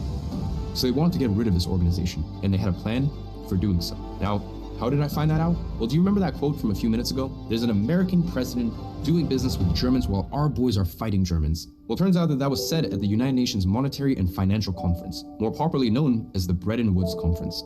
And the purpose of it? Approved the liquidation of this very organization at the earliest possible moment. You see, the guy that said that there was an American president doing business with the Germans was Harry Dexter White. White was an official in the US Treasury Department. He was a top advisor to the Secretary of the Treasury, Henry Morgenthau, and was placed in charge of all Treasury Department's international matters. Now, important fact to remember here, the US Treasury is an organization closely related to the Fed. Their interests kind of go hand in hand. Morgenthau and White were the most powerful enemies of the secret organization and lobbied hard at Bretton Woods in July 1944. Now, why, you may ask? Well, White had different visions for the international economy. He envisioned a greater role for the US dollar worldwide. His objective was very clear: make the US currency the global trade and finance vehicle. And the way that he proposed to do that was by having the US dollar backed by gold and other currencies pegged to the US dollar's value. This way, the puppet masters behind the Fed would finally achieve their ultimate goal: have complete control of not only the US money supply, but also the entire world's money supply, which would now be pegged to the dollar, the very same currency that they had complete control over. And so, they did.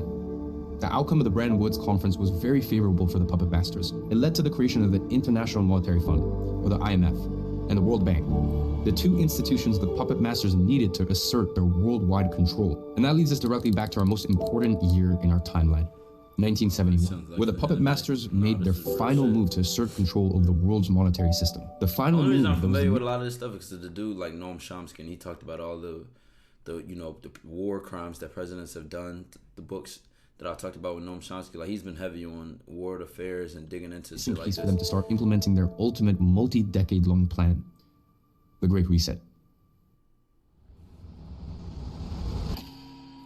Jesus Christ.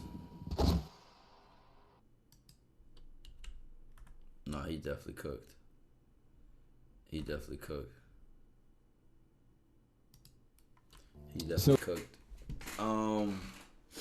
Are these like the follow-up videos? No, he definitely cooked.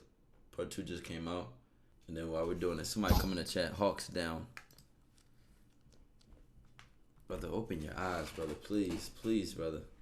Please. 10:45. I like how I reacted to that last one. I don't like interrupting videos that are cooking on a high level, because it's not really a reaction for me. It's more like I'm listening and learning, and I'm paying attention.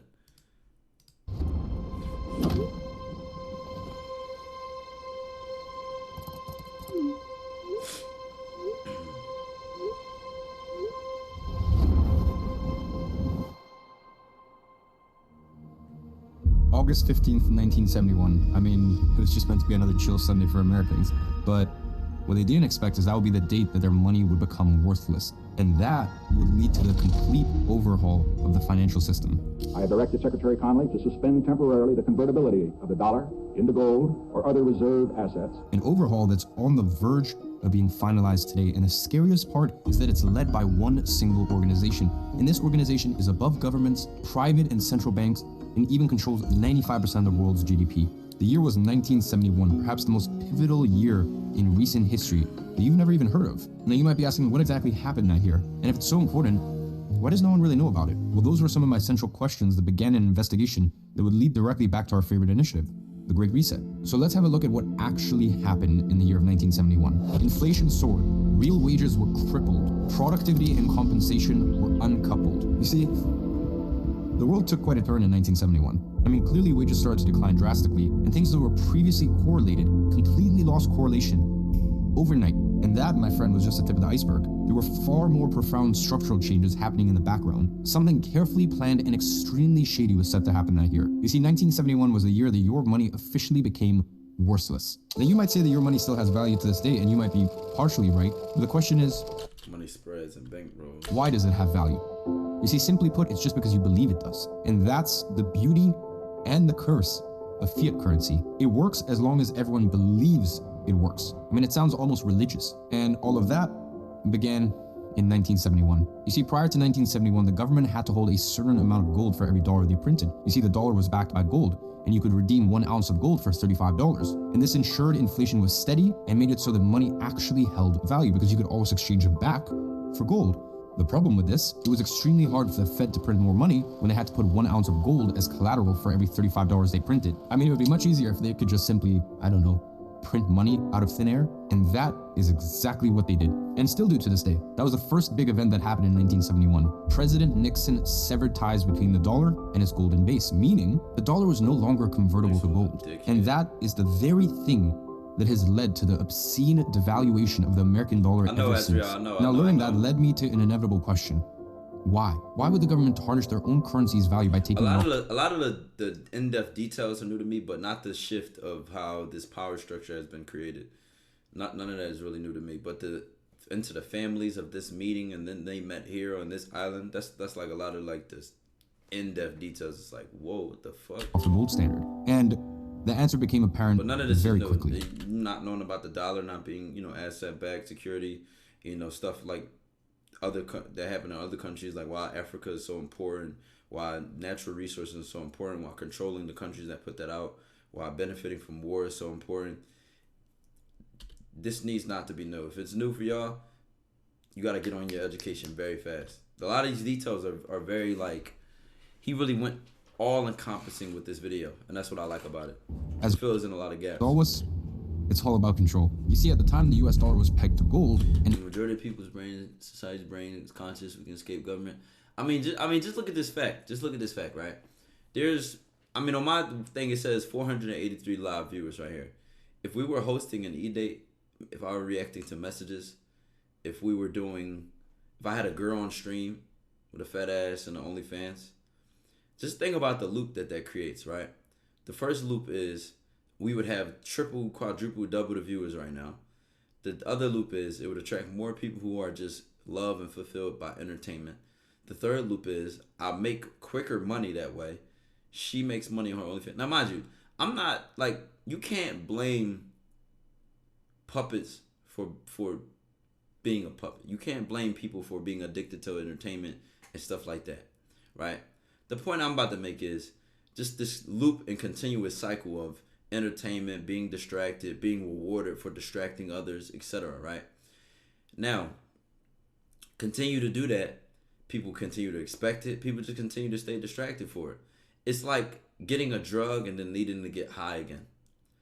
And with all due respect, that's why I don't like being on the wall of both, where it's like I do entertaining stuff, I have fun with it. Because at the end of the day, I'm 21, like, you know what I'm saying, and I fuck with that.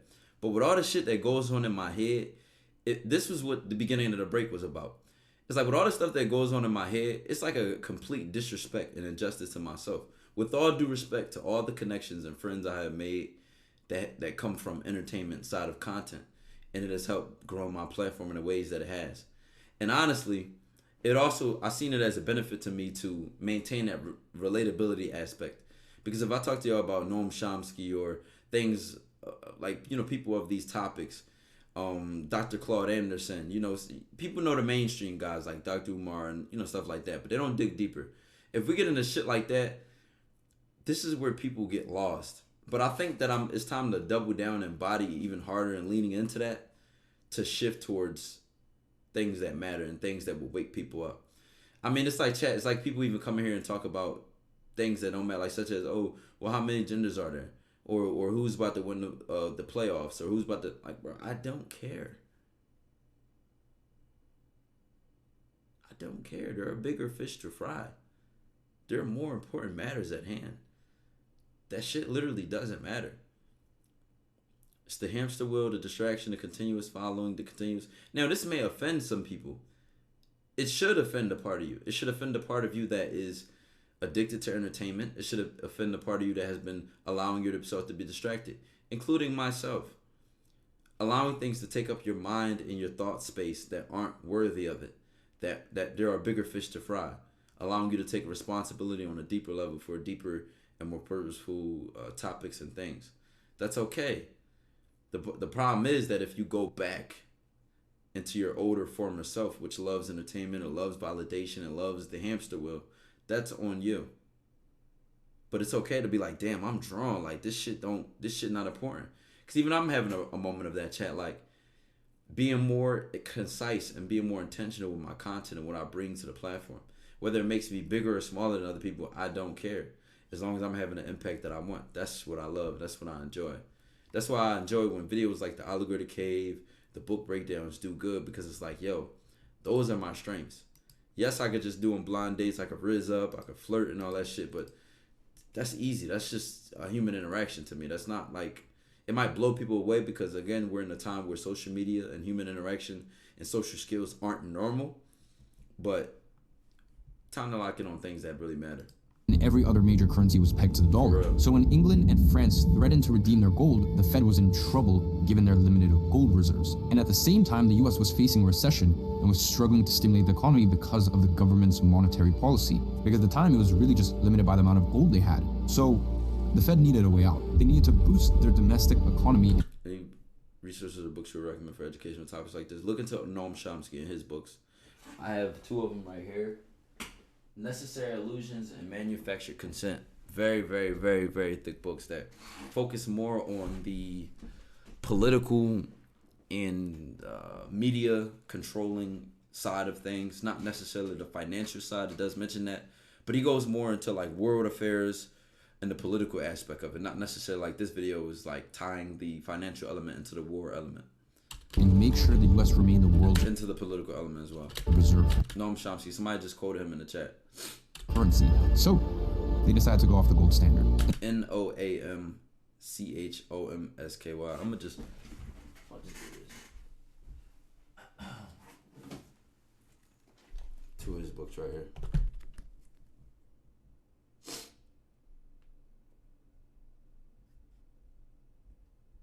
Political economy of the mass media. Now, like I said, this dude, you can look him up to this day. To this day. He's like probably, I don't know his exact age. I'm gonna look it up so I can give him his respect. Guess what? This nigga is still sharp as fuck. Watch it, I'm gonna look up Noam Chomsky age. 94. He is 94. To this day, I knew it was 90 something. Yo, to this day, still be cooking these motherfuckers. Still be ranting and like making his points still on their ass. He been soft spoken since he always been younger, you know what I'm saying? But that don't let that soft spoken calm delivery fool you, my guy. This dude knows his shit. He's the one who I always quote when I say, he said when the elephants fight, the grass gets trampled. And he was referring to the elephants as China, the US, Russia, the world affairs and what's going on in, you know, Ukraine and all types of stuff. But definitely somebody to look into. And that meant that the government could now print. And we watched actually a couple of his seminars on stream, but this was like a year and a half ago. This was like almost 2 years ago. Limited money during a like 24-hour stream. Whenever they please to stimulate the economy and still keep their status as a global reserve currency. Now this eased the international pressure they were under and allowed the government to gain even more control because money essentially became debt that was secured by nothing except for your trust in the government. And that trust was something that they could abuse for their own gain. Now, if we think back to episode 1, we know what happens when the government racks up debt, or rather, who gets rich off of government debt. So with an unbacked currency, there was no limit on how much money the government could print. No limit on how much debt that they could take on. And the vid name, I don't remember the vid. We watched this shit like 2 years ago. But if you're talking about this one, this was the Untold Truth about the Great Reset. Well, you see, the puppet masters now effectively had unlimited money because of the push of a button, they could just simply make more. And so, they did. They expanded the money supply and continued devaluing the dollar, crippling its purchasing power. And now that the dollar could be printed on demand, the Federal Reserve was more powerful than ever before. And the puppet masters now had complete reign over the US money supply with the right to print it on demand whenever they pleased. How much they wanted, whenever they wanted it. And that was the final move the puppet masters needed to push their Great Reset initiative. Why? Because now they had the ultimate mass control tool in their arsenal: inflation. Now you might be asking yourself, how does this all tie back to the World Economic Forum? What does this have to do with all of that? Well, funnily enough, another very important event happened to our timeline in 1971, the creation of the World Economic Forum. World Economic Forum and Kissinger. So, who's really behind the World Economic Forum? Who are the masters of the future who Klaus Schwab refers to in this video? What does it need to master the future?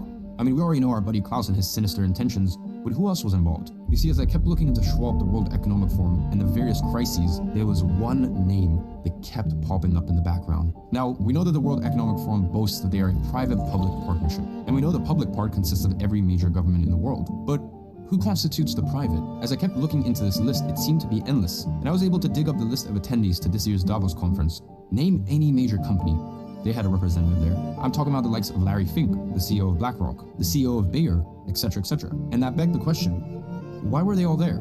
Why did they feel the need to rub shoulders with all of these politicians? You see, as I was asking myself this, I remembered a quote I uncovered during my World War II research. A quote from none other than the grandfather of fascism and a ruthless dictator. You see, Mussolini once said that fascism should more properly be called corporatism, since it's the merger of state and corporate power. You see, politics are kind of weird. We always think of the political spectrum, you know, a continuous line with two endpoints, the left and the right, when the reality is that politics are kind of the exact opposite of this. Maybe the whole spectrum idea is just another tool used to divide people, who knows, but the reality is the political spectrum is kind of more like a circle than a straight line. So the ultra-leftists basically align with the ultra-rightists, or in nominal terms, communism and fascism aren't all too different. And the outcome exactly so far left for the people is largely the same: starvation, deprivation, and death. And the 20th century taught us as much.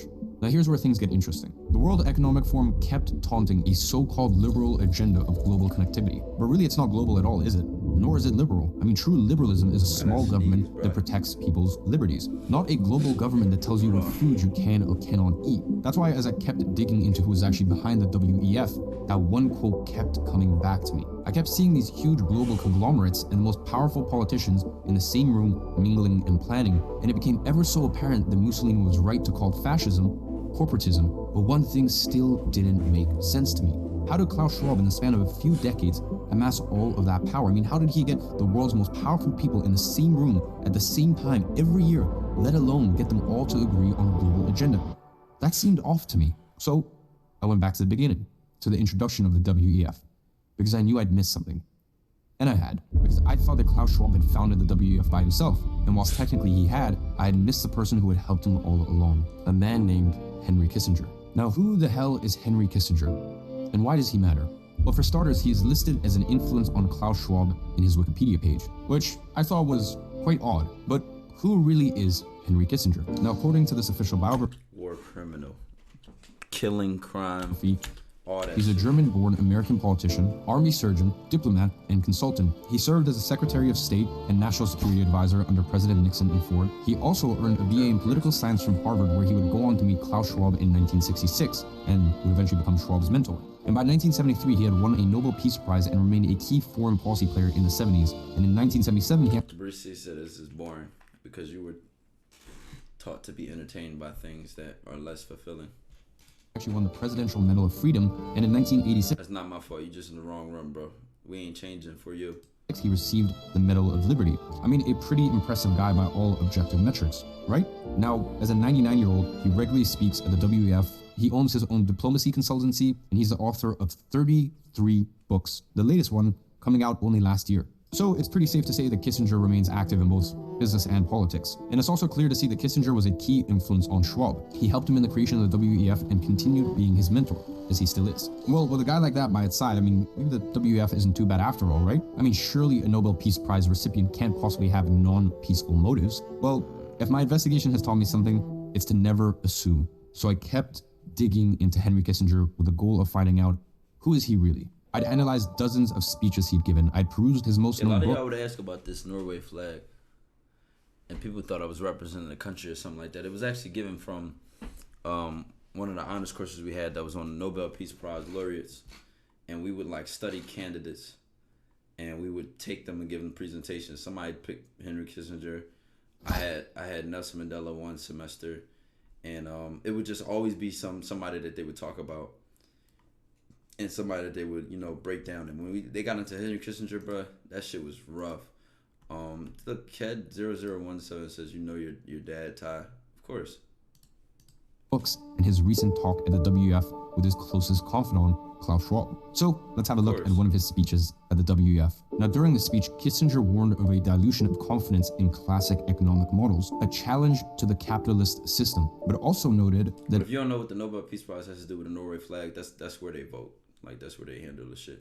A demoralization of the socialist systems, which nowhere have produced the satisfaction of the human personality, and he concluded that all of these changes are global and would make ours a period of turmoil, even apart from any specific challenge that we face. I mean, that sounds rather timely, doesn't it? It kind of sounds like everything else the WEF has been saying lately. Only one difference.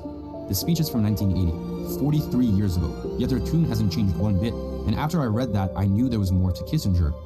So I kept digging. Now, it turns out this career politician wasn't as squeaky clean as his bio would suggest, and his Global Peace Prize was as riddled with as much controversy as his politics. I mean, he'd been embroiled in scandals like the 1973 Chilean military coup as the Secretary of State, where the US interfered with democratic Chilean elections because they didn't align with their objectives. Kissinger was no stranger to undermining democracy, and I can see why he fit in so well with World Economic Forum. I mean, he even said, "I don't see why we need to stand by and watch a country go communist due to the irresponsibility of its people. The issues are much too important for the Chilean voters to be left to decide for themselves." I mean, that really speaks for itself. He also greenlighted This nigga was a bully, like...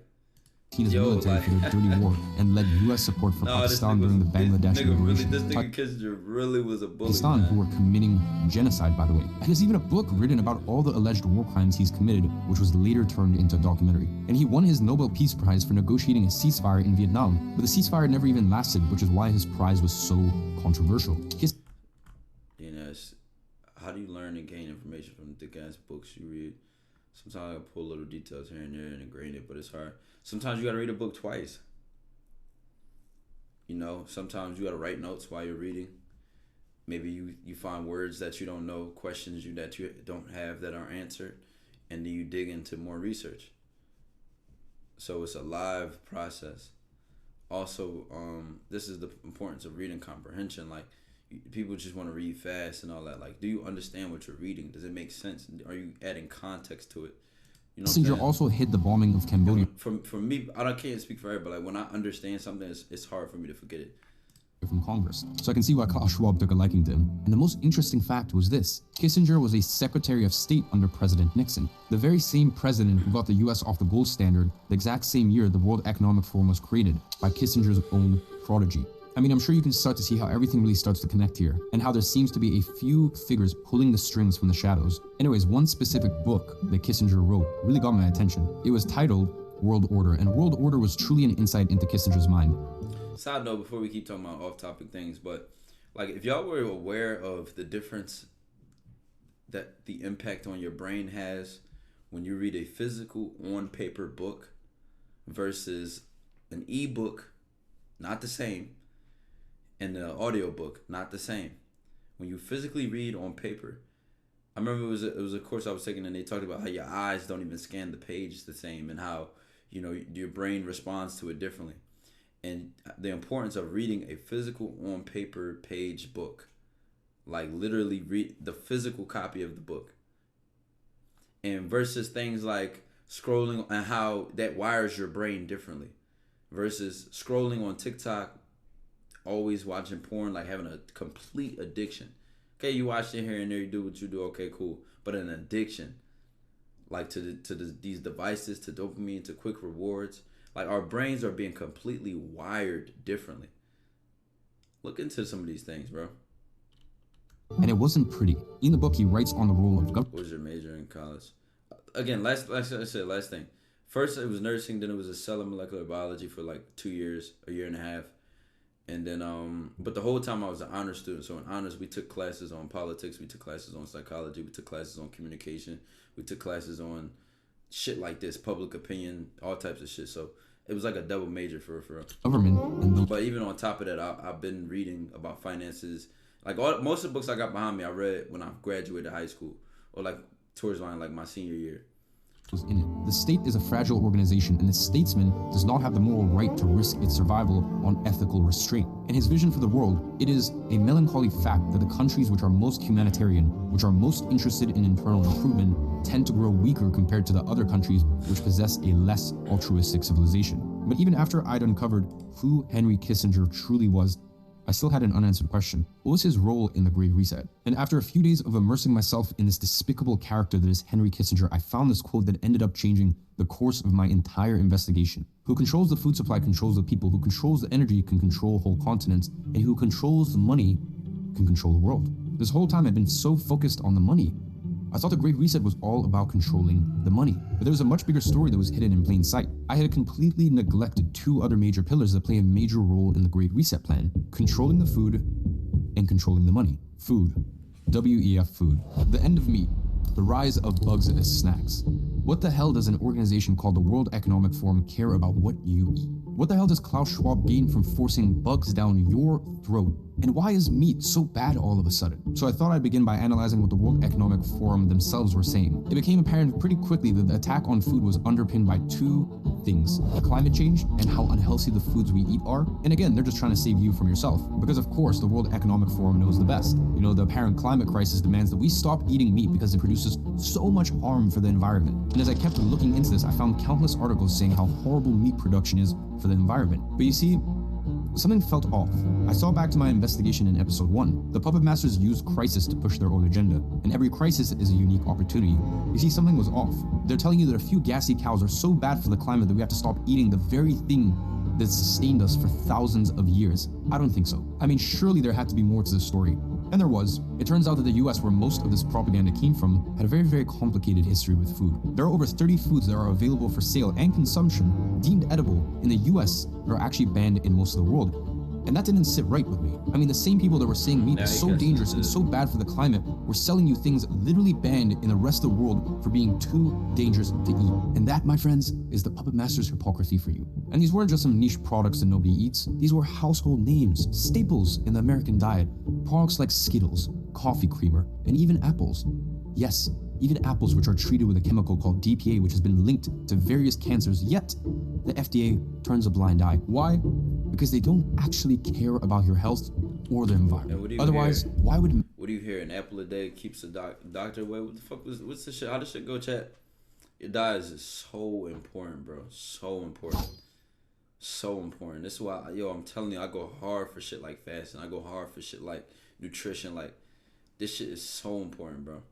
Mountain Dew, one of America's most popular sodas, include brominated vegetable oil, which is used in flame retardants, and which... I mean, I remember I even read an article, and I was getting into this about, like, the chemicals put in weed and shit like that, and if you smoke and if you drink, it ain't got nothing to do with me judging you. Like, it ain't about that, brother. It's what you're putting in your temple, your body.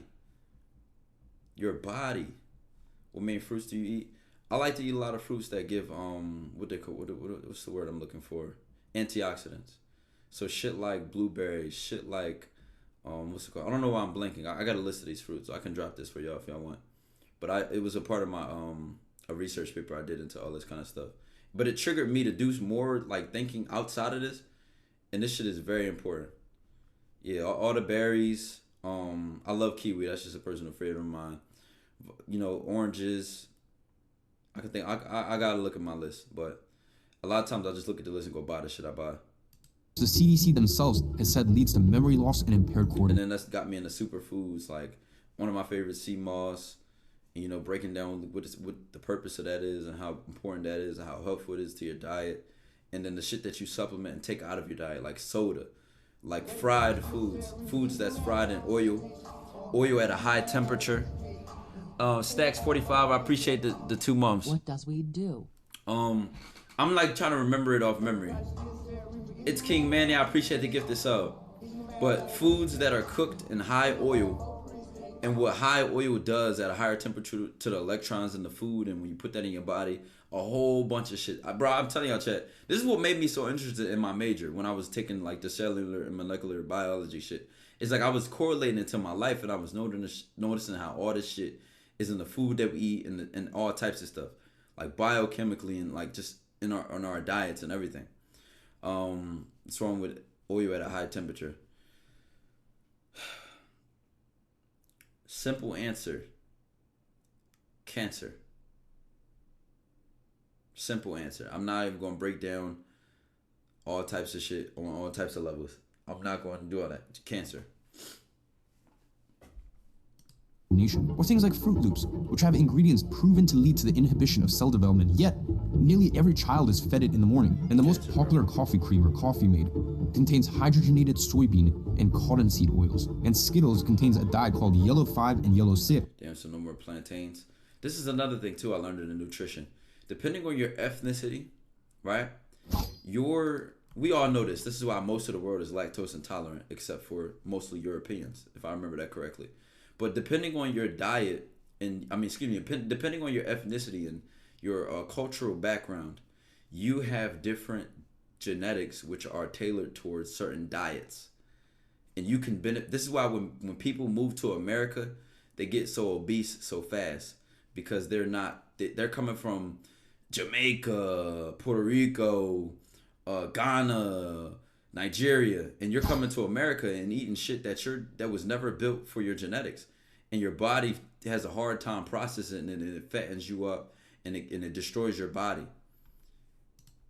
Just like it's a whole different conversation, chat. Remember doing my research into this shit and stuff that we talked about in class and all types of shit. A nutrition video on the tube. We could talk about it. Shit, this is where I could start cooking. Start throwing my expertise in. Because I'm not into the whole financial economic form. But when it comes to the body, when it comes to biology and chemistry, that's where my interests were.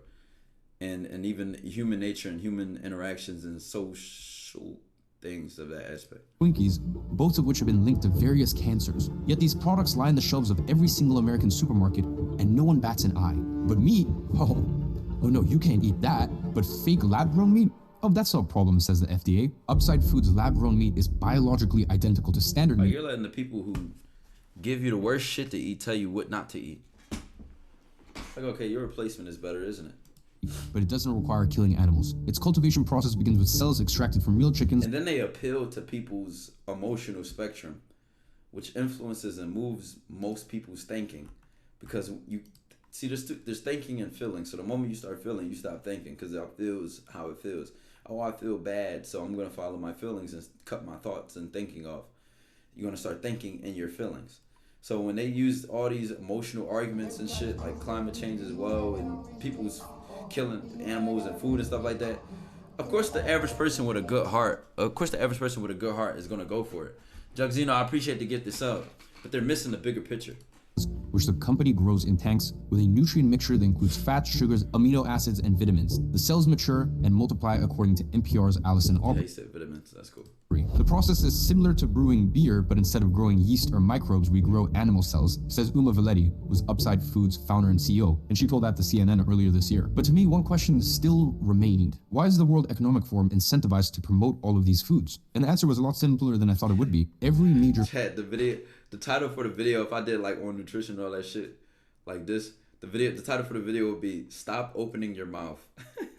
Food producer in the world is partnered to the WEF. But what about fake meat? I mean, they're telling you to stop eating real meat. It'll be on all the things you eat.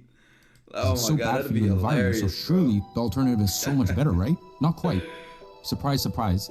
The alternative the puppet masters are pushing towards you is just as healthy as the other foods we mentioned. So let's actually take a look what's in factory-made vegan meat. And let's take a look at how the puppet masters would rather you position yourself than the environment. Now here are some of the things you may not know that are in fake meat. The first one, TBHQ, which has been linked to cancer. Second, magnesium carbonate, which is used in fireproofing. The third is Red 3. Now Red 3 is actually an article. Oh, somebody who asked the question about weed, since he started naming, chemicals and stuff. I think if I remember the article correctly, like I said, I read this when I was like 18. It was talking about how there's multiple chemicals in weed, but when you talk about CBD and THC and people are like, oh, I feel high and all that. I forget which one it was targeting, right? But there's an increase in one than there was in older weed, right? And I think they were talking about CBD is decreasing. Can't remember which one, but the point was that it increased estrogen in men and decreased testosterone, and in women it had the opposite impact. Like in women it made them more like masculine on a biochemical level, and in men it made them more feminine. That was like the guts of the article. I can try to find it because I remember reposting it on my story because I knew a lot of people that smoked, but it was on my personal page and it was probably like 3 years ago. So I had to dig for it. But if I could pull that article back up, I'm going to do it. Artificial food coloring. And the FDA banned the use of Red 3 in products such as cosmetics in the 1990s after high doses of the substance were linked to cancer. But it can still be used in foods like fake meat. Then number 4, we have propylene glycol, and it's used as a liquid in e-cigarettes and is the primary ingredient in antifreeze. And 5th, we have ferric orthophosphate, which is used as a pesticide to kill slugs and snails. And what's worse is that there are lab tests showing that 6 fake meat products, when cooked, tested positive for a carcinogen, acrylamide. So one thing is very You know what carcinogens are, right? clear: the puppet masters don't care about you. But was there actually some truth to the whole climate change argument? Now that question led me down a whole other rabbit hole. Right. Cancer causing things, like basically just think of cancer, we think of carcinogen. All these articles saying how horrible meat was, how much pollution it caused, etc. But how much CO2 and other GHG did it actually emit? Now to find the answer, I decided to go straight to the source. Their source, the Environmental Protection Agency. Now it turns out the UN had been lying all along, and all the alarmists were just that, alarmists. Now according to the EPA, transportation accounts for 20% of greenhouse gas emissions, and the reality is, chat, they literally fucked up the environment. They fucked up the environment, and also are at the same time trying to now benefit from fucking it up. in the entirety of the agriculture section, only 11%. And of those 11%, most of them didn't even come from the animals themselves. Only a third of agriculture emissions are actually a product of agriculture. Everything else is just associated with processes like transportation and energy. And what's more, cows don't even produce more methane than grass. Yes, you heard me correct. Grass. So clearly they're sounding the alarm for some other reason. But what could be those reasons? I mean, why? And how are they actually taking control of the food supply? As I began investigating, I came across something unusual. Monsanto. Now what I'm going to show you is a letter from a retired grass farmer in Arkansas. And this is a letter to the US Department of Justice. Now in the letter, Luann Todd wrote about his concern regarding a company called Monsanto. I'm concerned that Monsanto's control of life genes in the form of seeds and their implicated control of production of food in general by the way of built-in pesticide, herbicide, and fertilizer requirements attached to their lines presents a serious threat to the ability of people in the United States and around the world to feed themselves at a price that they can afford. Wait a minute, so this company Monsanto controls the genes of seeds and by extension the food supply? I mean, first of all, who even is Monsanto and are they even related to the Great Reset? But let's put a pin in that name and have a look at what Todd actually had to say about them. I see the same thing happening in the agriculture sector that we are seeing in the financial sector. The people who created the problems are being put in positions in the current administration's Department of Agriculture where they will continue to restrict the rights of farmers and gardeners to pursue food protection independently. The people who created the problems are being put in positions to solve them. I mean, that sounds awfully familiar, doesn't it? But this raised another question. What happened in the financial sector that Todd references? Now we'll get back to that in just a second because as I kept reading this letter, I could not believe the quote that Todd had in the next paragraph. To quote Henry Kissinger in 1970, who controls the food supply controls the people, who controls the energy can control whole continents, and who controls money can control the world. Now at first I wasn't sure that this company had anything to do with the Great Reset, but seeing that quote again made me absolutely sure, and also made me realize just how sinister their plot truly is. I don't want any corporation or group of corporations in a position to control people with food. Well, that is exactly what happened. Having read that, I continued to dig into Monsanto, and what I found was nothing short of evil. My first question was, what the hell was going on with these seeds? Turns out that Monsanto had bioengineered certain kinds of seeds and then had gotten a patent for them. And this patent had actually allowed Monsanto to impose contracts on the farmers who bought the seeds, which forbid farmers from saving the seeds. Now these contracts required farmers to buy new seeds every single year if they wished to continue farming with them. Now not only does this change the way that farming has been done forever, but do you really think that the price of these seeds stayed the same? No, of course not. Monsanto raises their prices by as much as 42% yearly. Now that looks an awful lot like a stock chart, yet it's the price of seeds since the 90s. So no wonder the small local farmers are getting wrecked when they get strong-armed into contracts by billion-dollar companies who have patented seeds. Now, here's where things get really evil. You see, if a farmer is caught using last year's seeds, which they would know because they genetically engineer them to be able to tell, well then Monsanto comes after them with full force. Divide and conquer, the old adage goes. And that's exactly what Monsanto is doing. They're turning farmers onto each other by running a hotline that encourages farmers to snitch on one another, and they even hire retired farmers to try to convince and lure farmers into buying old seeds so that they can be caught and litigated.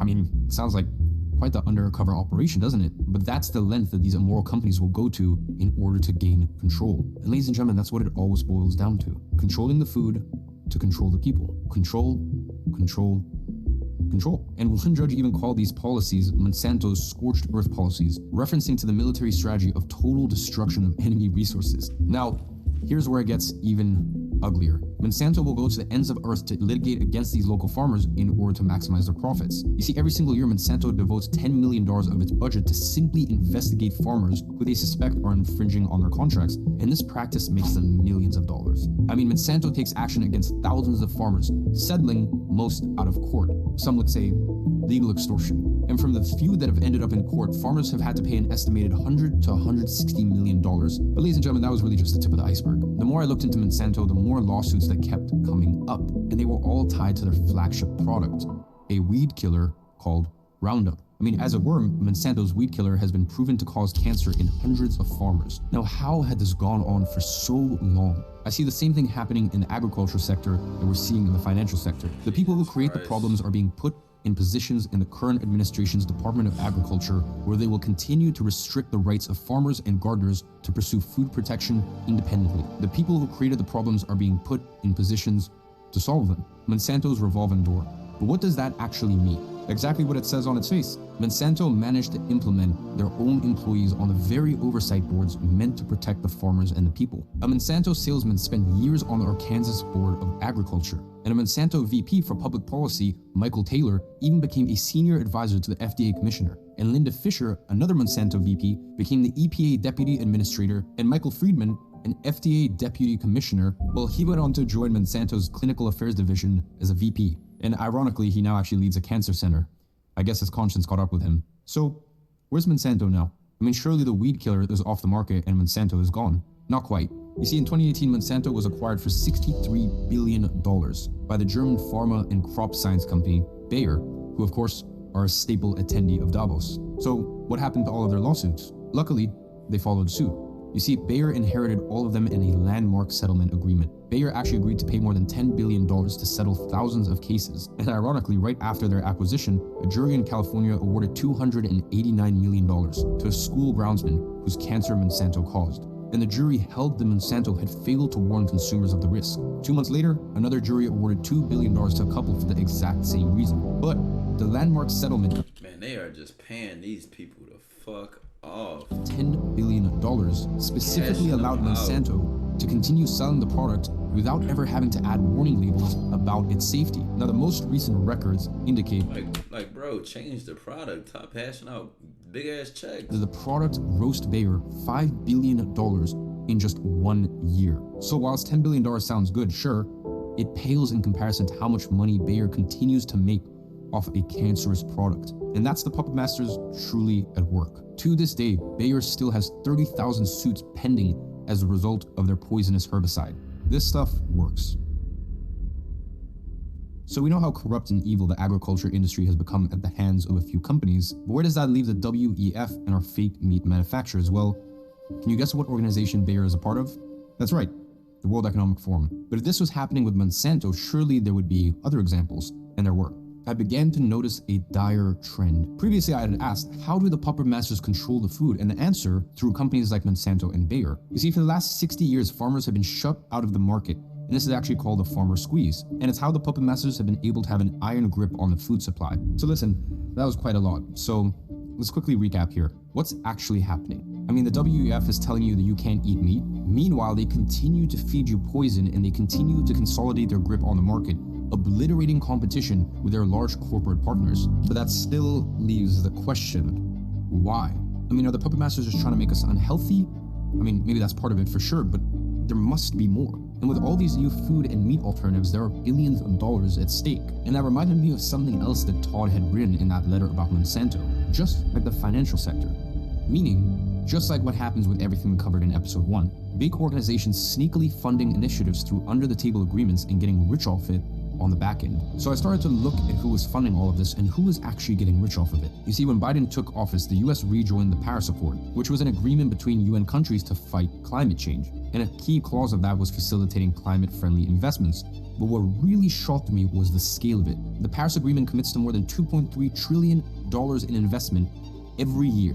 And just so you understand, that's 6 times Apple's yearly revenue, which is the biggest private company on Earth. Now I began to understand why the push towards these climate-friendly meat alternatives were being pushed so heavily. So I continued my investigation to find out who was really getting rich off of this. And what I found shocked me. Now, I had already seen that the food industry was consolidated by a few key players that pretty much controlled the entire industry. And 2 of these were Cargill and Tyson Foods. And surprise, surprise, both of them are heavily involved in the meat alternative industry, with Tyson launching a global sustainable protein coalition. And who do you think is the biggest shareholder in Tyson? Surprise, surprise, BlackRock. Now, JBS, another major meat producer, even partnered with the WEF to tackle climate change. And as I kept digging, a harsh reality dawned on me. This was never about climate or health to begin with.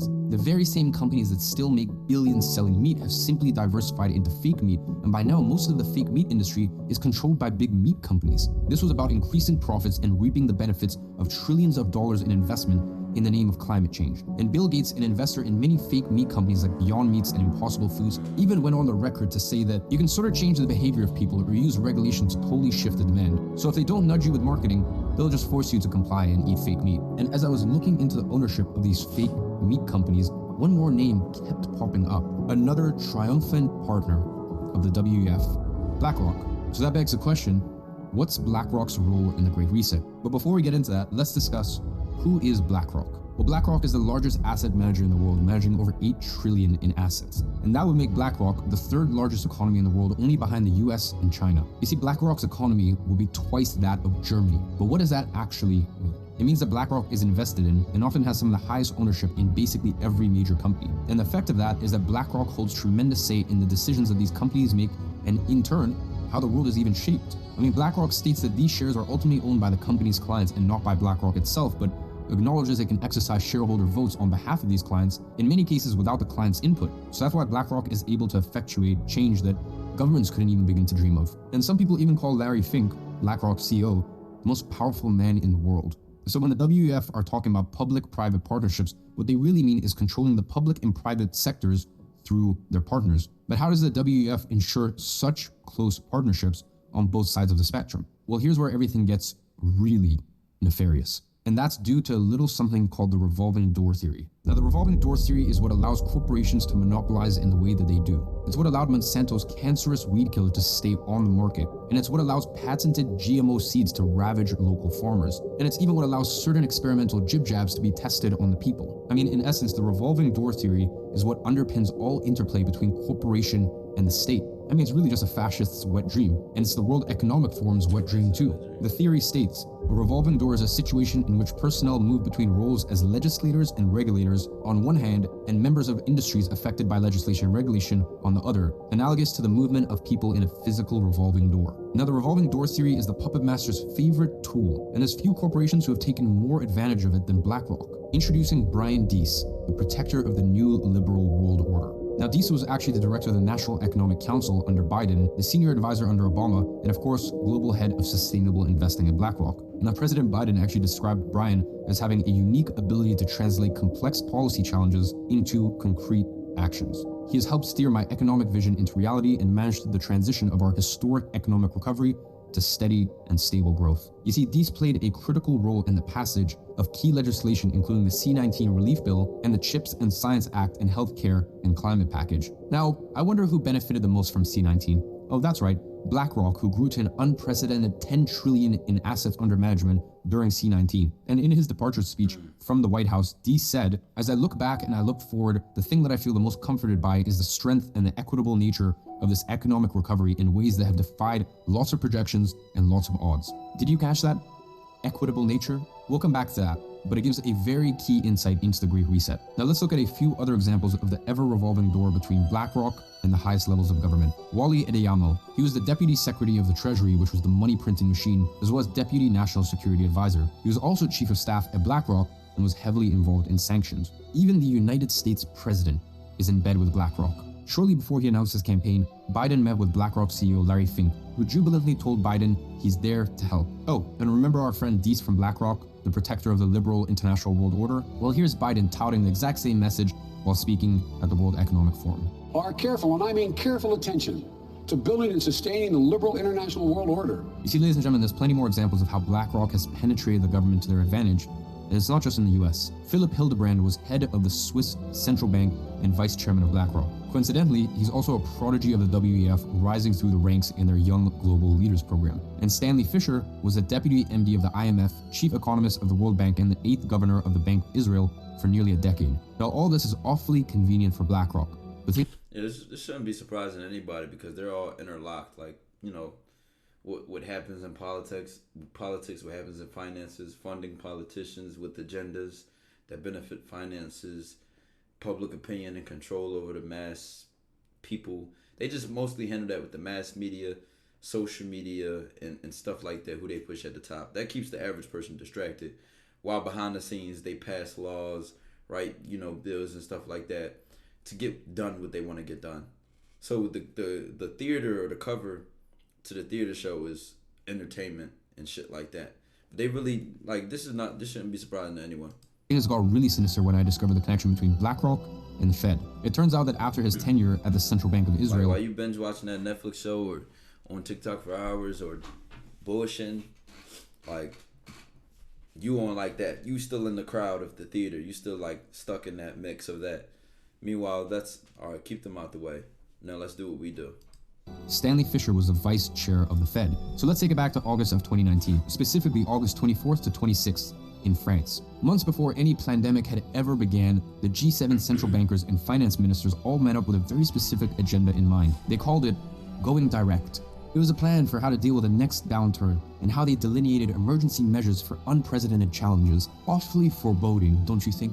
We believe an unprecedented response is needed when monetary policy is exhausted and fiscal space is limited. That response could involve going direct, finding ways to get central bank money directly in the hands of public and private sector spenders. We believe policymakers should lay the groundwork for a credible plan to navigate the next economic shock that includes a coordination between monetary and fiscal measures, writes Elga Barch of BlackRock.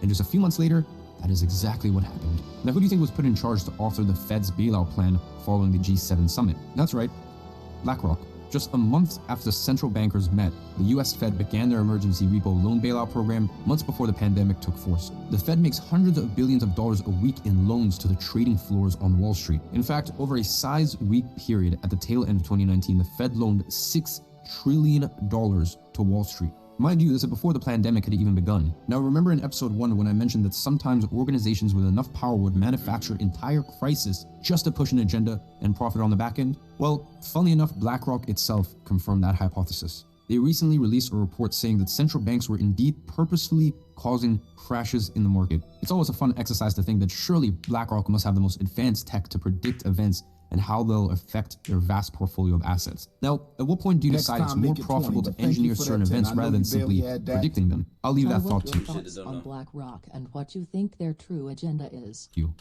Anyways, in their plan for the Fed, BlackRock called for blurring the line between fiscal and monetary policy. And by total coincidence, BlackRock was also hired by the Bank of Canada, where their cook more before we, any discussion goes up. Alumni Mark Carney had served as governor prior. Crazy coincidence, no?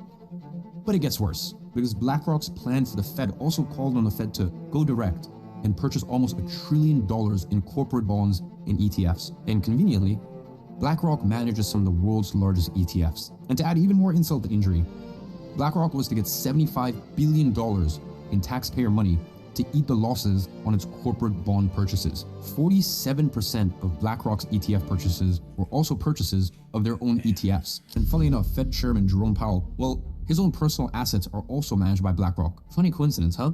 And the plan also included helicopter money in the form of stimulus checks. But wait, didn't Biden praise BlackRock's Brian Deese in passing the very act that led to the stimulus check? That's right. Now, who do you think authored this plan then? Our aforementioned friends, Stanley Fischer, Philip Hildebrand, Gene Boyven, and Elga Barcht. This also begs the question, how does BlackRock square with the WEF? WEF and BlackRock. Well, we know that the WEF has a certain agenda and that they rely on public-private partnerships in order to make their plan work. And we also know that every world leader is a part of Klaus Schwab's cult. And we've just seen how BlackRock is their most important private partner. So it comes as no surprise that Larry Fink and BlackRock actually joined the board of the World Economic Forum, and their intentions, well, they couldn't be any more clear. Remember Deese's remarks of an equitable future? Well, that's right on par with the World Economic Forum. You see, we know that the World Economic Forum wants you to own nothing and be happy, but how will they make that happen? How does BlackRock fit into that? Well, the vehicle that will push the Great Reset forward is stakeholder capitalism, which you might remember from episode 1. And BlackRock's CEO, Larry Finch, just launched a Center for Stakeholder Capitalism, which will help us further explore the relationship between companies and their stakeholders, and between stakeholder engagement and shareholder value. It will bring leading CEOs, investors, policymakers, and academics to share their experience. And in Larry Fink's annual letter to CEOs, he wrote, "Our conviction at BlackRock is that companies perform better when they are deliberate about their role in society and act in the interests of their employees, customers, communities, and shareholders. When we harness the power of both public and private sectors, we can achieve truly incredible things, and this is what we must do to get to net zero." Sounds quite familiar, doesn't it? So what the hell is stakeholder capitalism? You see, it's an entirely new economic system that the World Economic Forum is using to implement the Great Reset. Stakeholder capitalism shifts the responsibility of a company away from their shareholders to the community and other stakeholders. Now, tangibly, the effect of this is that companies are responsible for everyone but accountable to no one, which means they get to push whatever agendas they want without worrying about their shareholders. And it facilitates exactly what Brian Deese talked about equity. The issue with this regime is that it gives the puppet masters ever more power to act in your best interest however they see fit. And BlackRock is there to make sure that the companies they control will implement the World Economic Forum's stakeholder capitalism. So we covered money in episode 1, now we're covering food, the revolving door theory, as well as BlackRock's immense power. But what about the last part of Kissinger's quote? What about energy? You see, in the fall of 2022, the energy crisis in Europe began, which later morphed into the cost of living crisis. The cost of living crisis is fueled by two things: inflation making everything expensive, as well as high energy costs trickling down. Now, we've already discussed how the puppet masters use inflation to control the masses and enrich themselves, but what about energy? What caused the energy crisis in Europe? Now, before we get into that, let's recall the theme of the first episode. The puppet masters using crisis to further their agenda. And that's exactly what they've done with the energy crisis. In their move towards a green and sustainable future, Germany decided to decommission their nuclear energy plants, which made them entirely reliant on natural gas from Russia. And more than just being a dubious foreign policy decision, this put the entire continent in jeopardy. Sure enough, when the puppet masters' next crisis broke out, the war in Ukraine, and the natural gas pipeline mysteriously burst, Europe was basically fucked. And the effect? Exorbitant energy prices. And who bears the cost of that? It's the people, either directly or indirectly, with even higher inflation as the government spends more. And the outcome? Well, it's another crisis the World Economic Forum can exploit as they move to even more renewable energy sources, knowing damn well that it was the move to these that started the crisis to begin with. War over energy resources has riddled history. I mean, just have a look at the Middle East and US foreign policy over the last few decades. And now is no different. But this time they're using the crisis for more than resources.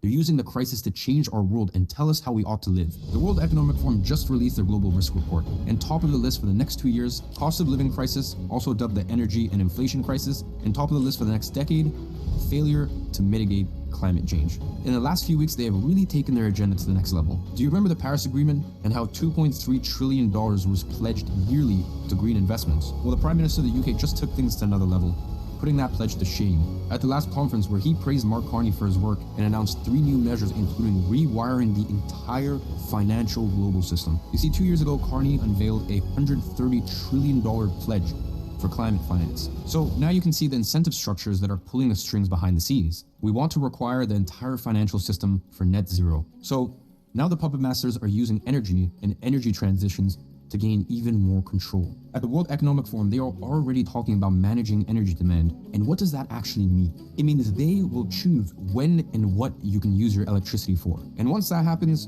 your sovereignty will be long gone. But how does BlackRock fit into the whole energy crisis? The answer is Ukraine. You see, the energy crisis was caused in large part by the war in Ukraine. And remember in episode 1, how the puppet masters got rich off of playing both sides of the fence? Well, this case, of course, is no different from that. You see, the puppet masters get to use the energy crisis to further their agenda, and they get rich off of war.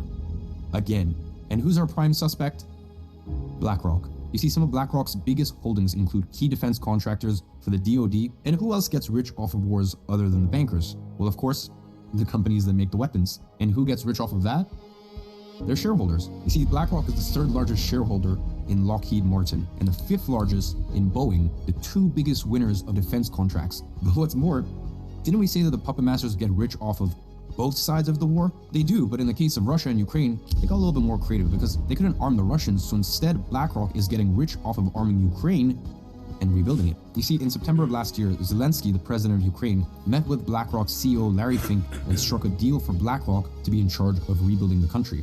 A deal worth hundreds of billions. But surely BlackRock can spend their money as they please, right? Same with Ukraine. Well, that would be true if they were spending their own money, but Ukraine, well, it doesn't have any money. So they will spend US tax dollars and give them right back to BlackRock, just like a perfectly revolving door. And Henry Kissinger even said that the conflict in Ukraine can permanently restructure the global order. And we've seen it time and time again. They use crisis to further their agenda. And this time it is no different. Whether it's about Ukraine or energy transitions, the end game is always the same. But as I was uncovering all the players behind the scenes, I had one central question in mind. How would the puppet masters control all the money pledged to fight climate change? I mean, after all, tracking $130 trillion isn't all that easy. But that's when I discovered something new. A plot to control money to a degree I hadn't even thought to be possible. And who is leading the charge on this authoritarian initiative? Well, a secret organization that controls 95% of the world's GDP, of course. And that's when things took a turn and became even more sinister. Cook, chat. My heart on money? No, it's not the minimal bag that makes the huge difference, brother. It's the, oh my god, such an interesting series of videos. And chat, did y'all say that? Is this the 3rd one in the series? Because we could react to this tomorrow for sure. Is this the 3rd one?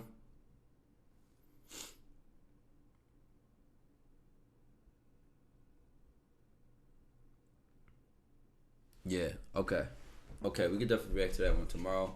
I do have things I have to handle, But I love seeing content like this, chat, because it just is a push in the direction of let go of the shit that doesn't matter, bro. Let go of the, I still like to use what we're founded on, which is, social skills, communication, relationships, because this is going to matter in the direction of the world. Forming relationships, people going back outside, people interacting, people trying new things, etc. Especially as guys cripple themselves to stay in the house and not get interactions. So I love that, but it's just a lot of bigger fish to fry to tie in, to mix into that. And even for myself, being held accountable on what I do, what I think about, and where I go with myself, and how that impacts a lot of people. I love this video. I love these two series.